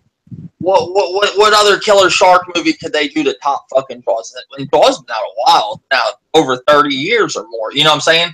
Like, fucking, you can't top that movie. But for Jaws' time, there was people scared to go in the fucking water. You know, that movie made an impact on people. There's games that's done stuff like that, like the original Gears of War, the original Zelda game. You know, certain games made a big impact on people's lives. You know, like that they always remember when playing that game or watching that movie. Yeah. Now I think the nostalgia. I don't know the word I want to use for it, but it's just not there with a lot of these games. It's like, okay, this is cool. It's another one. Now, the one thing about this Zelda that I do like, it's definitely refreshing. I like what they did with this Zelda. They went for a new direction and stuff, and I think it's a real. Don't get me wrong. Don't think I'm saying it's a bad game, but I just feel at times, I do think it's empty at times. I don't know if the DLC or whatever is going to change some of that. I don't know, but their expansion they got coming, but there's a lot. Maybe I have to explore more to see certain areas. Maybe I'm missing something. You know what I'm saying? Sometimes you're flying around, you don't see nothing for a while. Yeah, that's true. But you get over there to that castle, the motherfucking what's his name to be after you in a heartbeat. Oh yeah. I'm just saying, do you think that in open world games in general, do you think, you know, even though it's open world, do you think a lot of the worlds are empty? In open world games in general. Yeah, there's probably not as empty as maybe like, you know, like the Zelda, but there's not really too much going on because when you think about, you know, Grand Theft Auto, you know, you see a small people of people walking, but you mostly see cars. And in some areas of the game, you can barely get a car to come past. If you're on foot, if something happened to your car, it blew up or something, or you crashed it, and sometimes you looking down the street and there's nothing coming. Mm-hmm. So you just have to run it until you just so happen to see a car off in the distance and hope you can, you know, jump in front of it. You know what I'm saying? Like depending on, there's times in Grand Theft Auto that you see some crazy shit going on with people doing crazy shit. You know, like just random shit going on. Or you know, like that's one thing I do like about. I get what you're saying though. There is times where you'll be out in the middle of fucking nowhere and you don't see a car for nothing. And you're trying to get a ride like in the desert or something. Grand Theft Auto 5. I get what you're saying. That's usually when I call like a taxi or something. And rob the taxi driver and take his car. Not to get off the subject, but when you said you see some crazy things that happen, that's true. But the craziest thing I seen in a video game on the street was in Watch Dogs 2. I was actually just walking around, and this guy and this girl were arguing, and he went over to a car. No, she went over to the car to do something. He came over there, punched her in the face. Oh. She got up, and they started fighting. Then another person came, and they just started fighting, beating the hell out of each other. The police showed up, the ambulance, and then they got into it with the police, and the police started having a shootout. I'm like, well, that's what I'm saying. That's what with Watch Dogs. Crazy. Well, that's what's cool. Like Watch Dogs 2, I played they gave us 3 hours with it, and I played it. I live streamed it. That game, you see random shit going on, and that's what's cool. It made the open world seem like it's alive. Yeah. And that's what I liked about it. That's why in Grand Theft Auto, I see shit like that. In Grand Theft Auto 5, I'll see some crazy shit go on. I like that. I think it's cool. But I do admit, Watch Dogs 2, that's one thing I liked about it. The world is lifelike. You know, and that's what I'm trying to say with Zelda at times. You just feel like you're flying around and there's nothing there. But it's really cool. I like to go explore a mountain, see how high you can go up on it or whatever. I get the whole thing, like you said, with Ganon took over in the dark. I mean, at times I wish there was some areas where there's a bunch of people just going, and you'd see run into different characters. And there was some areas like that, but not as many as I thought there'd be. From what I've seen so far, I did not explore the whole land. I still have a lot to explore. That's just what I'm feeling now. I don't have the game completed yet. I'm getting near the end of the story, but there's a lot of stuff I still have to do. But yeah, I get what you're saying, Dirty, totally. And Watch Dogs 2, I think, is, it's a game I still got to pick up. But from what I played of it, it's a pretty underrated game. I think that it has been on sale a lot, too. I'm surprised I didn't get it yet. But I just decided not to keep playing games so I get some shit out of the way. But, Hydro, shout out to you, buddy. I want to get some shout outs to people. Flip Bayless, thank you for watching. Mind Blown Movement. Like I said, this podcast wouldn't be possible without him. He's keeping the water running, the lights on. Let's see. Wolflow, thank you, buddy. Wolflow, Frozen, Levon Cason, what's his name? Just on the tip of my tongue. Eric, Matthew Pipes, thank you guys. Ghost Peppers, thank you, man. I appreciate you watching. Glad we got into these conversations and stuff I want to talk about. I'm trying to think about anything else I want to talk about. I want to talk a little bit about YouTube in general, what's going on lately. Lately, I just have not had a drive to do YouTube. Yes, the strike has been lifted. I'm not, don't expect me to come back like I was. I will do podcasts from time to time, but my drive for YouTube is not there as much anymore like it was. You used to have a little drive for YouTube too, Dirty, like we were talking in the beginning, but you don't really like it as much, or what's your deal with YouTube? No, I don't really care too much for it.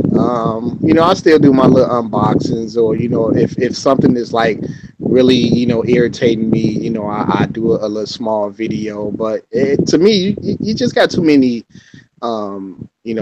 ignorant people on YouTube. You got people on here that don't half the time don't know what they're talking about. You got people on here that just tell lies because they don't like other consoles. They tell you lies about the console that they do like, and I just want to be straight up with the subscribers I have. You know what I'm saying? I think I got over 200 some subscribers, and if I can come out and give them the truth about any and everything, I will. I'm not going to sugarcoat nothing for Nintendo, not going to sugarcoat nothing for Microsoft or Sony. If I was gaming on PC, I wouldn't sugarcoat that shit either.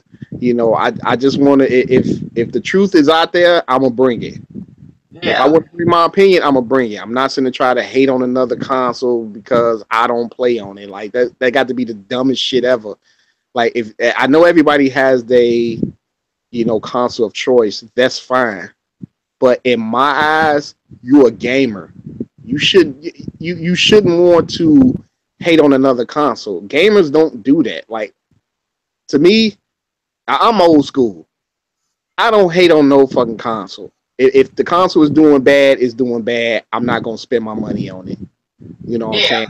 I'll tell you right in a heartbeat, no, I'm not buying that shit because it look like it's failing, and I don't want to spend hundreds of dollars on something that's going to fail. Uh-huh. And just like I said with the PlayStation VR, I think the PlayStation VR is cool for what the small time I had to experience with it. But will I go out and pay $400-500 for that shit? Mm-mm. No, I wouldn't either. So not right now. So if I got some some truth to bring to just the people that come to my channel, my subscribers, then that's what I'm gonna do. I'm not gonna sit up here and lie and sugarcoat shit for other companies and consoles and all that, man. To me, it just doesn't make sense.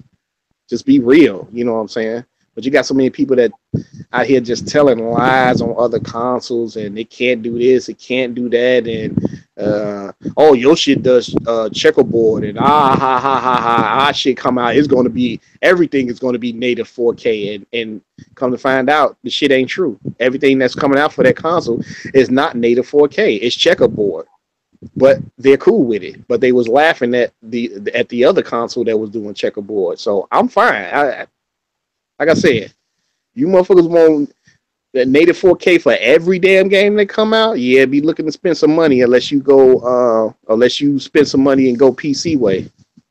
Because I don't see a console doing native 4K with every game 60 frames per second, and the developers can't even do fucking 1080p 60 frames per second. So how the hell all of a sudden they can do 4K native 60 frames per second? That baffles me.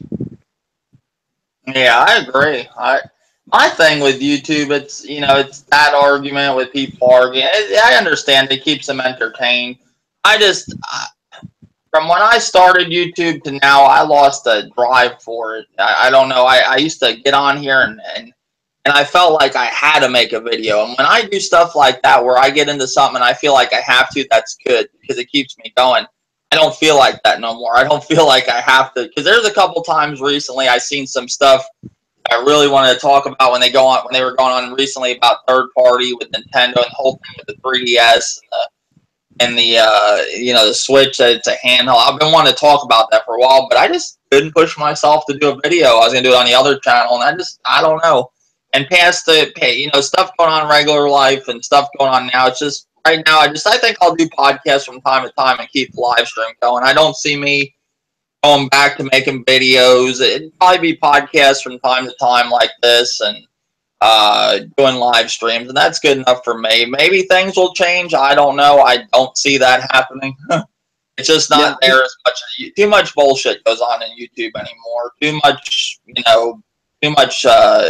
much kiddie shit. Like for people out to play games and all that stuff. It's like kids in a classroom, like I've always said, goofing off or whatever.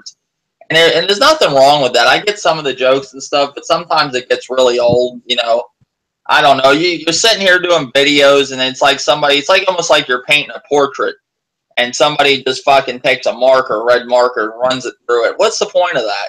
I'm not going to make videos just so people destroy them or, shit like that. And granted, I got through a lot of the differences I've had here on YouTube with some of the people that stuff has happened, but still, that's just over past experiences with YouTube.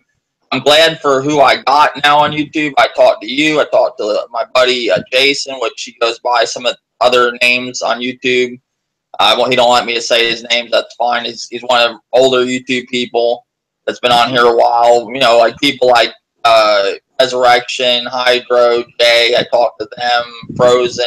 I like RXL and people like that. People I've talked to in a while. Never had differences. Certain people we've tried to talk things out, and it seems okay with Thanos. We don't know. It's a test if he's going to be normal again or whatever. I don't know. Hopefully. But yeah, it's just past things. Some of the things I watched lately, it's entertaining with this whole thing that's going on with the Gamers Life Matter. It's kind of funny to watch that, but I don't know. YouTube just changed so much from when I started. I like to stay in my little own area over here and just do what I do. But I'll keep the podcast going. The strike has been lifted. I'll do podcasts from time to time. I don't think it's going to be every week. It might be once every couple weeks or something like that. But I will address things that I hear. I will be doing live streams. I'm planning on streaming The Walking Dead Season 3. I might do the first one today. I might do episode 1. I'm playing Zelda. I've been on the Switch. I can't stream the Switch because my computer can't run. I was streaming to the Xbox, and it can't even run a capture card, so I don't think the Switch anytime soon will be streaming. It'll just be basically PS4 streaming and Xbox One maybe with that thing. What's that shit called? That new service, not Twitch, but the other one. It was. I don't know. I can't think the name of it. They say it's pretty good. Jay's been saying a lot of good shit about it lately. I can't think of the name of it. It's the new stream, and they're supposed to bring it over to the PS4. Supposed to be bringing it over to the PS4. I think it's that new streaming thing that everybody's talking about lately, Dirty. Are you talking about Beam Mixer? Beam, but they changed the name to it. Mixer. Mixer. I might start messing with Mixer. I don't know because I don't like the Twitch on. I don't like the Twitch on Xbox. It's fucking awful. From what I can tell you, Dave, I haven't did any gameplay on the Mixer, but I can tell you from other people that have, they said it's way better than Twitch. Yeah, Twitch. My biggest thing is, man, I don't want to start a bunch of new shit. You know what I'm saying? Like, okay, I do YouTube, that's enough. That's how I always thought. Like, I don't need to do a million different things. I went to Twitch, and I had Twitch things going pretty good on Twitch one time. I had people watching, and the minute you slow down on it, it all goes to hell. YouTube has always been about the same. We got 15 people watching, 20 people. I've had, on streams, 100 people watching at times with certain games. But to me, YouTube has always been my place to do stuff. But Mixer, I've heard a lot of good things about. I need something good to stream with the Xbox, and I have to stream off the Xbox. That's probably what I'm going to go with. I dealt with Twitch till it got too bad, and then I stopped streaming with the Xbox because Twitch sucked with the Xbox. I was trying to stream one day with Matty Icer playing UFC, and it slowed down the fucking gameplay. The stream was so bad. And you got to lower the quality. It just looks like shit. They say Mixer's good, and with PS4, I'll do YouTube streaming on this channel and on my other channel, my streaming channel. And I was going to do live. I might come back over here. I might bounce back and forth on each channel because the other channel's doing pretty good too. I'm not going to leave. I'm not abandoning that channel. I'm going to keep doing stuff on there. I might do podcasts on that channel too. Who knows? But I'm not going to be right now with how shit's going. It's going to be every once in a while. I'm not going back to every week like I was. If there's stuff I like when there's stuff to talk about. Like we had a whole bunch of shit to talk about. I didn't get to cover. It was a great podcast today. But I appreciate everybody watching. There's some other things I want to touch on. I'll probably save for another time, like VR. I noticed Dirty mentioned that. There's some stuff I want to talk about VR. Just that was one thing at Sony's conference they showed, but I don't think VR is going to do good right now at this point. Not with the PS. Not with the way that they're advertising it. How they have it not set up at stores. Stuff like that. I think they got to do a better job. I wouldn't say it's out. I wouldn't say it's a failure completely yet, but it's definitely not the way I thought it was going to go. Definitely not. But thank you, Dirty, for joining, man. I appreciate it. I wanted to do this last night, but we got to it today. I'm off tomorrow and today and tomorrow. So I figured it'd be good today. What the hell? I didn't know I had off today, but I got told it was off today, so figured I'd do it. My back's still getting better. That's the only reason I haven't been live streaming. My back's fucked up. It's hard to stream on the bed, like leaning over the fucking bed. It fucks with my back. But today I might be able to do it for a little bit. I might have to stand a couple times in the stream, but I might stream some Walking Dead Season 3. I've been wanting that for a while. But thank you, Dirty. Like I said, appreciate it, man. Oh, no problem, Dave. Anytime. I appreciate it, buddy. Shout out to Poppy 2K Gaming. Thank you, buddy. Mind Blown Movement. Thank you. Sponsored by Mind Blown Movement. He's paying everything here. He's keeping the podcast going. Check out his channel. Levon Cason, Hydro. Thank you, guys. Appreciate it. Derek, thank you if you're still watching. Oh, there's Grimpachi. Shout out to Grimpachi. Wolf Flow, thank you, man. Appreciate the support. Let's see who else we got. We had Ozzy Sly Gamer for Ozzy Sly 47 Gamer. Thank you. Adam Ozzy Sly 47 Adam. Thank you, buddy. Frozen. Thank you as always. And I think there's one more guy that I was trying to get, Matthew Pipes, and there's one more too that I can't find him right now. I've seen him before. I'm scrolling through the chat. I don't want to miss his name, but it's hard to keep with everybody. While you looking for his name, hey, Poppy 2K, hit me up on the Switch. Yeah, because I know I got you on Xbox One. So if you want to send me a message on Xbox One, your friend code, I can add you.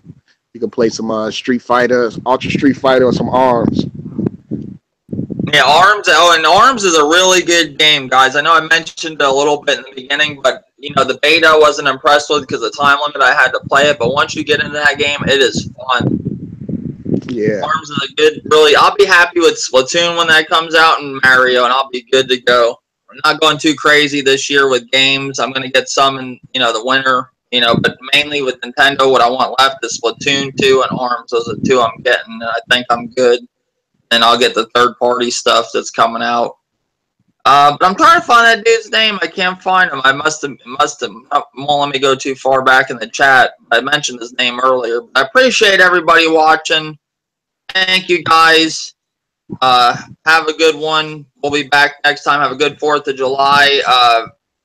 Make sure everybody's safe. Don't shoot each other with fireworks. And don't drink too much. All right? Thank you, guys. And save me a